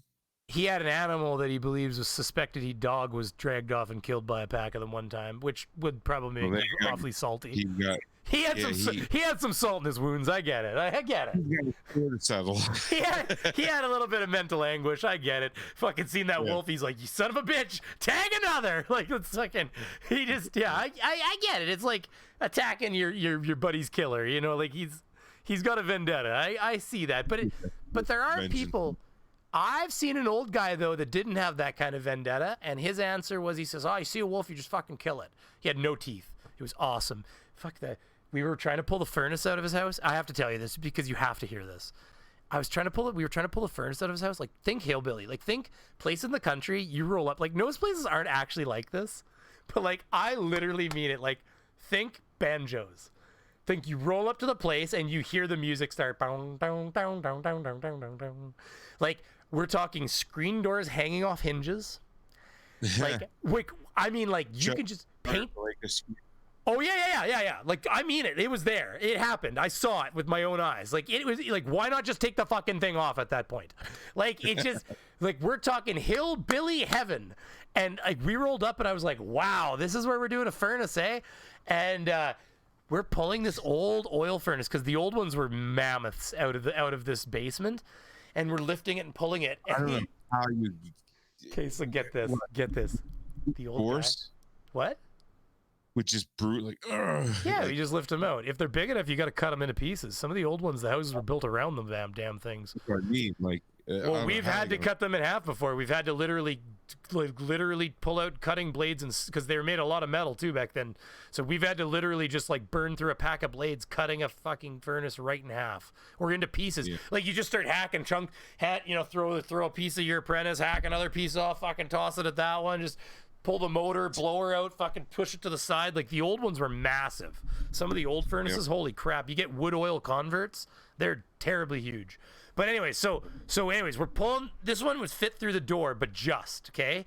So we're lifting it up the stairs and we're pulling it out. And he's like, hold on, I'll go get the four-wheeler. We're like, we got this. He's like, fucking like, I mean it, like hillbilly. He runs off, gets the four-wheeler, comes back, throws a lasso around it through the door. And we're like, yeah, it's not a terrible idea. You can kind of like pull the weight up the stairs while we lift a little bit. And we're lifting and he's pulling back on a little bit, pulling. You get to a certain point and it's fucking wedged on his door frame. And we're like, he's like, let go. And we're like, no, it's wedged. You gotta give it a second. He's like, let the fuck go. we're like, fucking just let go. He just like, whoa, just fucking hits it. Fucking rips part of his door frame right off on the way through. Like, I mean, everything about this was like a fucking TV show. And like, we're like, you damaged your door frame. He's like, fuck. Like, it was like, didn't care about nothing. His dog. I have to add. So anyway, so that was that. But just to add the extra flair onto the hillbilly, his dogs had no teeth. All of his dogs, 3 dogs, had no fucking front teeth. Like they'd been kicked out. That's insane. Like no teeth at all. Gumming it right at the front. Oh, gumming it. All the dogs. Okay, so why? Do you know why? Why? I know why. They spend all day. The guy just throws fucking. Okay, this is a lesson to everybody out there. Tennis fucking balls are bad for your dog's teeth. Yeah. Tennis balls are terrible for your dog's teeth. And they eat pieces of it. It gets stuck in their fucking urinary. It's okay if it's every once in a while. They like to chew on a tennis, or if you throw a tennis ball every blue moon, it's not a big deal. But if you have a dog that literally is a reason. Okay, so this guy had a fucking tennis ball shooter. He had a hillbilly. He had one of those fucking things from like a tennis court where you fucking press the button and fucking hit it. Yeah. So he had a tennis fucking thing with a hopper full of tennis balls that he would go off in the bushes and he would collect and stuff every once in a while, or the dogs would go every once in a while and just collect a whole bunch. But he would literally just fucking pour the tennis balls into the top of this fucking thing, fill it up, and the dogs would come. He was busy, he'd be doing something, dogs would come up and they'd be bugging him and he'd just go bunk, and the fucking dogs are just like straight into the fucking bushes. He had it at like a 45-degree angle. The dog, you just hear it fucking splosh into the bushes somewhere. He'd be like, dogs won't be back for a half hour. And like, so like, they spent their whole life just combing the fucking bushes for tennis balls. Like, so that's what it was, is that they'd worn out the front teeth right down from tennis balls all the time, all day long. Tennis balls nonstop. So yeah, it was, this guy was amazing, like in so many ways. Greg just asked what kind of balls are good for dogs. I think well, yeah, they've got Kong ones and they're squeaky, rubbery ones are fine. It's just that what it is with the tennis balls is that the grit, the sand gets stuck, especially they slobber it up, it rolls on the ground. And I think dogs like it because they can, like. Well, what ends up happening, what causes the tooth damage is what ends up happening is a tennis ball is essentially a rock ball. It becomes a gravel ball. Because when they roll it around on the ground and they drop it, it's slivery and it's slobbery, or even if it goes in the water, it doesn't matter. It rolls in the sand. They pick it up and they go. So and the whole time, really good for a dog as long as you keep it clean.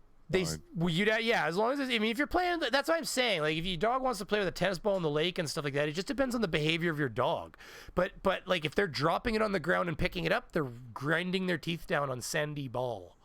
And so what ends up happening is if they play with tennis balls all the time, they end up creating a sandpaper effect on their teeth ends. And their teeth just fucking, 8, 9, 10, 12 years. I mean, eventually you just get an old dog with no fucking teeth.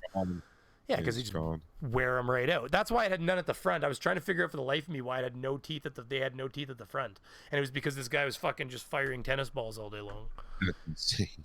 Yeah, which the dogs are happy, don't get me wrong, but I mean, do they chew with the side? I don't know how they even do anything at that point. But yeah, they would just smile at you. Big old toothless grins. It was the craziest thing you'd ever see.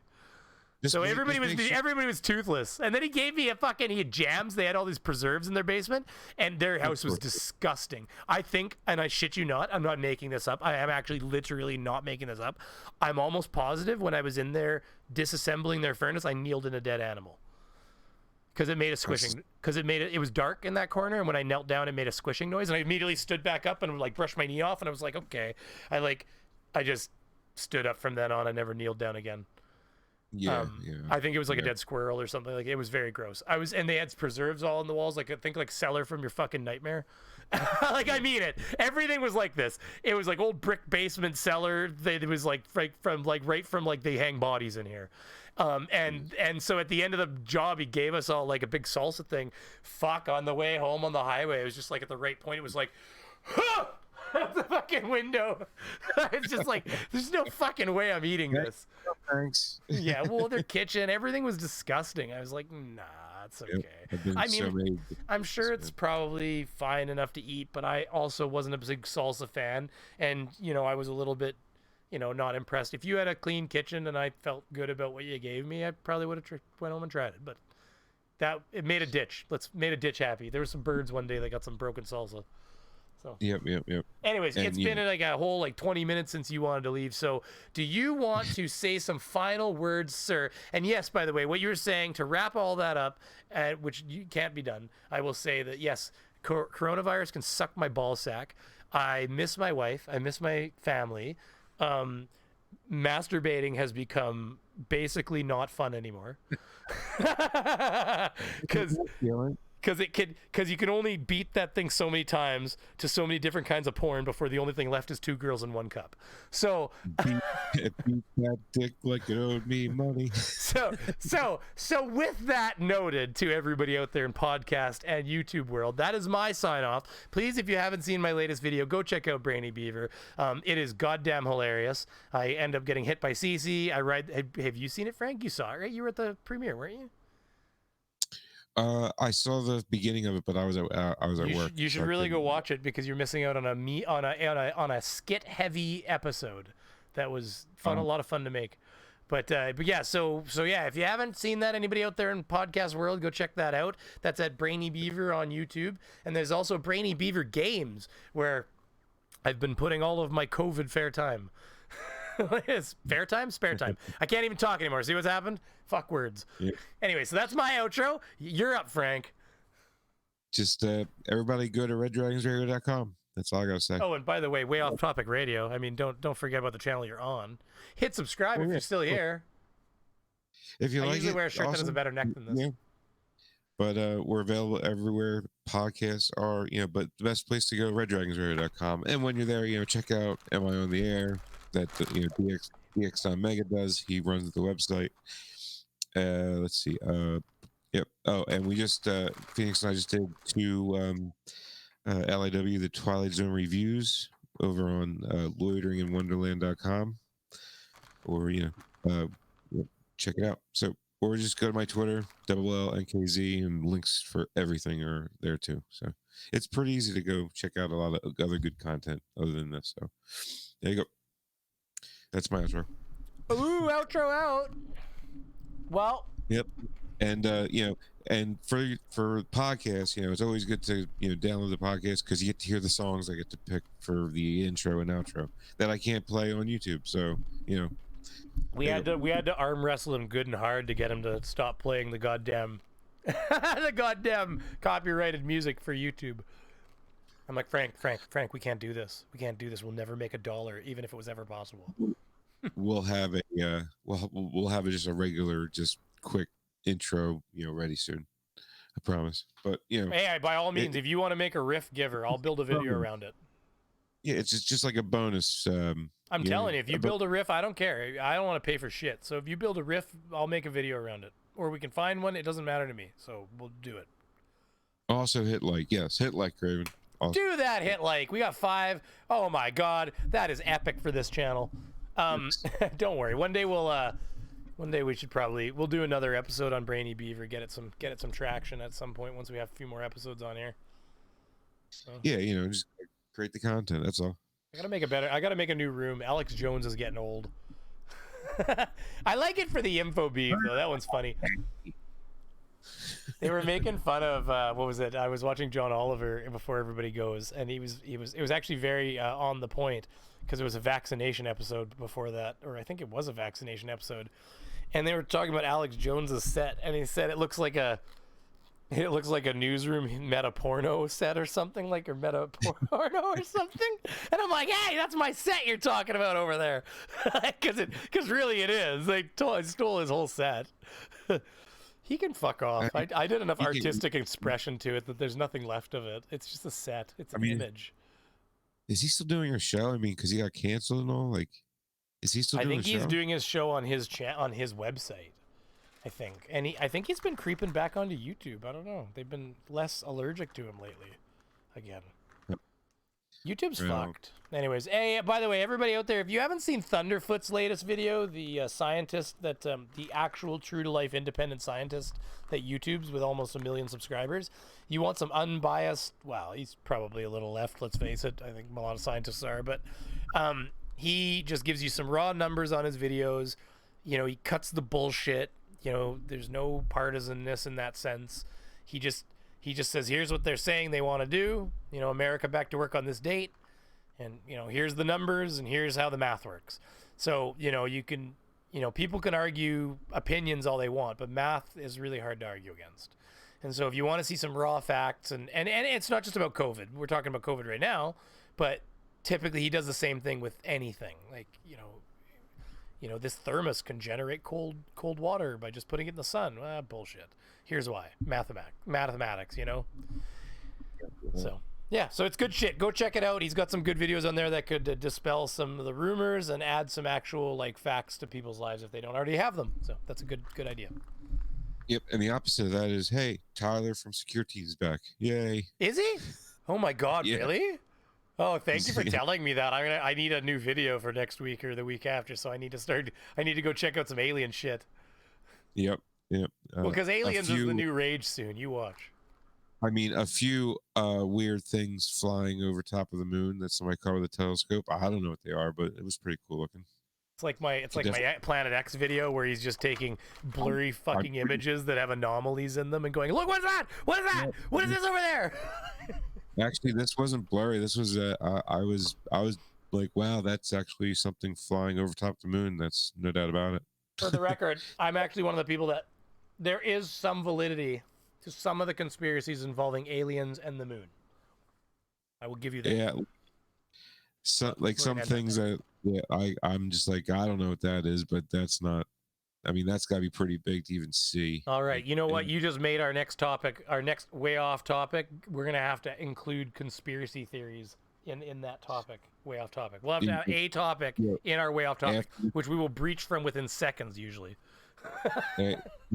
Dude, I almost want you to just play the video right now because it's the beginning of his video. Like, what are we talking about? What from Security Team? Like, what the fuck is that? Like, well, we can talk about it on the next stream even too, because he'll have more content out by then too. But yeah, and I got a Brainy Beaver coming up on Wednesday that we could people could tune into as well. Maybe I'll bring up some Security Team then. He's a nice target. I haven't looked at enough of his stuff. I don't know why everybody hates him so much. I mean, he just plays videos that. Like, well, he fucking lies. That's why. Yeah, he once he did it once. Yeah. Well, I would, unless you can verify his sources and where content. Do you remember what he did? I don't even remember. I don't even know what he did. But the bottom line is that any of that shit, the problem is you have to take all of it with a grain, because where did he get the content? Why is it new now? Like, a lot of it, with editing programs nowadays, unless you know where the source came from directly, it's really, it's really hard. And I can get behind the flurfers a little bit behind that, but they take it to a whole different level of distrust. Like, you could literally, it could be like their friend Ted, and like they'll be like, "Fuck you, Ted. You don't even know what you're talking about." He's like, "Man, I put the telescope out and I did it myself." Like, exactly. You fucking liar. A telescope video from a telescope, like, I can tell. Thunderfit literally shows you with three. This is the kind of shit I'm talking about, everybody. If you have never seen him, Thunderfoot literally showed us. This is like coincidentally. This is what I tried to tell the Flurfs. He showed in one of his videos about the EV scope, that telescope, that $3,000 telescope that takes okay pictures of space. He shows that with $350 American of equipment, a cheap DLSR, and like a cheap telescope, and mounting it and setting it up, that he could take better pictures than that $3,000 setup. So he was trying to show how all these flurfers saying they'll buy a multi-$1,000 P900. But you say, go take a picture of us. They are? Oh, I bet. Absolutely. I bet. Oh, they are now. Well, but there's a P1000, and some of them will have a P1000. So, like, man, I'm gonna tell you right now, my fucking Sony something or other here, you know, is like $500, $600, you know, and that's a little like DLSR, tiny, like it's not even a DLSR. It's like a proper camera, but about as small as a real camera, like real fucking camera gets. I'll just show you what I'm talking about. Like this is about as small. Oh, the battery pack's open for some reason. This is about as small as a real camera will get. This is like $600, and it was a gift from my parents. It was actually like all of my birthday, Christmas, and anniversary combined, essentially. But like, it even has like, so this is what I mean. Like, it's a real camera. So like, you put a mic on it for video and stuff like that. You know, and you can, and the flash, wow, it pops out of here and everything. So it has a proper flash. It takes, like, look at the size of the aperture compared to the size of the camera. Like, it's humongous. Yeah, it takes night shots like a beast. It barely ever uses the flash. Honestly, it'd have to be very dark in the room for the flash to come on. And so, like, you know, it's a good, and like even this, like, look at the screen. See the screen, right? Now watch. Here, like, look at. Oh, that's cool. So like you can literally like go like this with the screen. So if you're trying to take shots, you know, you can. Right, and do like this kind of stuff if you're trying to take pictures and stuff like that, or you know, if it's on a stand, you can turn this to the, you know, the perfect angle that you want it at to look at your pictures. Like, it's a very expensive camera, but this is $600. I guarantee you a P1000 like $1,500. So they have the fucking money to buy the technology needed to take a picture of space. These cameras, you can literally just get adapters for like all of these kinds of cameras. This is to hook this to the back, and you don't need a $600 camera. This is just a $600 camera, but you can get adapters and you hook them to the back of your telescope, and then you just have an aperture button, and you just go click, click, or you set it to do like 3 seconds or whatever kind of thing. It's not high tech and shit. The telescope I had 15 years ago will track the fucking stars for you, like to make it so they don't blur while you try to look at the moon and Mars and Jupiter. I've seen Jupiter with my own eyes, with the lines and the dots around it making up its multiple moons and stuff. I've seen it with these eyeballs. So any of this thing of like, oh, look at this blurry piece of shit up there with my P1000. Yeah, that's a great aberration that you filmed with a camera. Again, yeah, I mean, like, literally the last 2 months have been great for looking at the planet, because they've been pretty much right in line with the fucking moon. Yeah, so anyway, so I'm outing on that because I'll talk forever, as you know. I'll just start right back up. But I'm outing on the point that any excuse of like they can't do it. I mean, Thunderfoot literally showed the exact gear linked to the equipment you could buy for $350, $400 that would literally make it so you could take pictures. And he shows the pictures he takes with that technology. So like. Yeah. There's guides, there's no excuse for them not to do it, other than that they fucking don't want to see what's behind that camera when they take the picture. They don't want to be wrong, and they know they will. Yeah, anyways, so on that note, thank you very much, everybody. We've already outroed a bunch of times. Frank's going to play some music on the post-edit for the podcast people. We're just going to log off for the YouTube people, but we will have to generate some nice intros and some outros. You know, I got inspired by Poisoning the Well. I don't know if anybody's watched their Poisoning the Well live channel. Their fucking outro music is amazing. Like, it just makes me every time like, just like, oh, that's outro music, boy. Like, I do want to show you. No, like, really, I want to show you. Just like, I'll give you like 10 seconds of it just so you can see, because every time they leave a stream, I'm like, God damn, that's some outro music, yo. Yeah, I did that on purpose. It's just being a dink. That's funny. Okay, where is it here? Let's see. Okay, watch. Here, I gotta turn it up so you can. Oh, you can hear that. Yeah.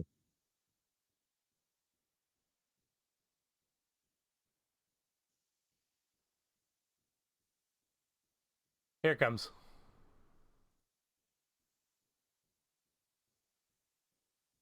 Oh, they can't hear it. Shit. They can't hear it. Here. We gotta go back because the audience didn't hear it. Hold on. We gotta go back, everybody. I'm getting it all recorded. I don't even know where the fucking tab went. I'm so high IQ, guys. The IQ is just fucking destroyed here. Okay, but now I can't turn it off. Because I can't fucking find it. It feels like the Matrix, the end of the Matrix. Yeah, I would love to find it though so I could fucking kill it. Hold on, I'm gonna kill it to the stream for a second here, guys, bud.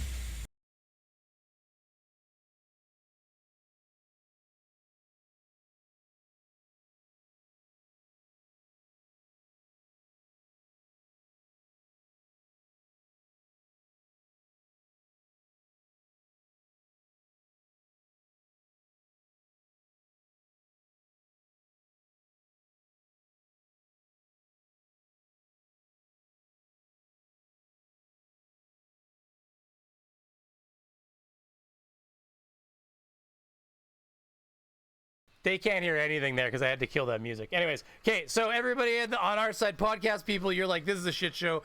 YouTube people, I think you agree. And so on that note, thank you very much, Frank. I kept you up way later than you wanted to be up. Go to fucking bed for once.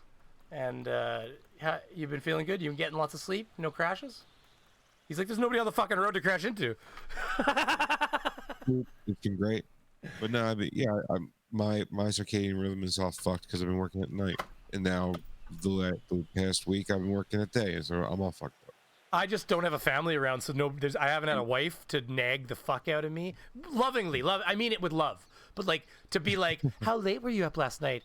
You know, I slept till 5, dude. I slept till 5 p.m. So I'm gonna be up. But you know what I mean, fucking that whole like, how late were you up last night? Well, you know, at 4 a.m. you weren't in bed. You know, it's like, I don't think you're taking very good care of yourself.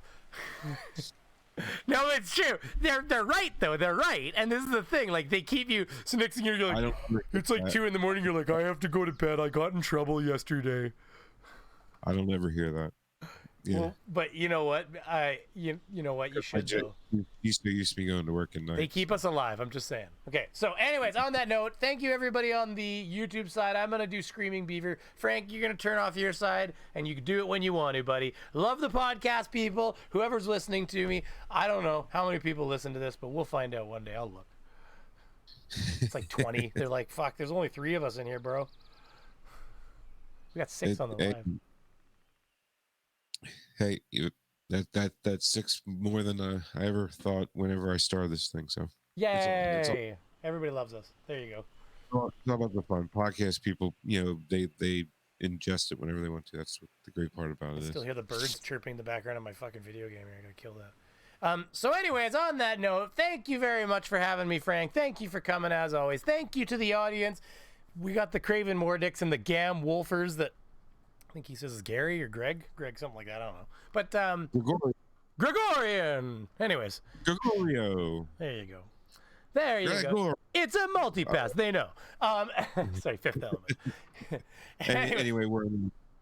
So yeah, the Groundhog Day has taken hold for me. I don't know if it's taken hold for everybody else, but we are I'm swiftly into the 4 weeks of just the same chud for dinner, and let's just do this again, I guess.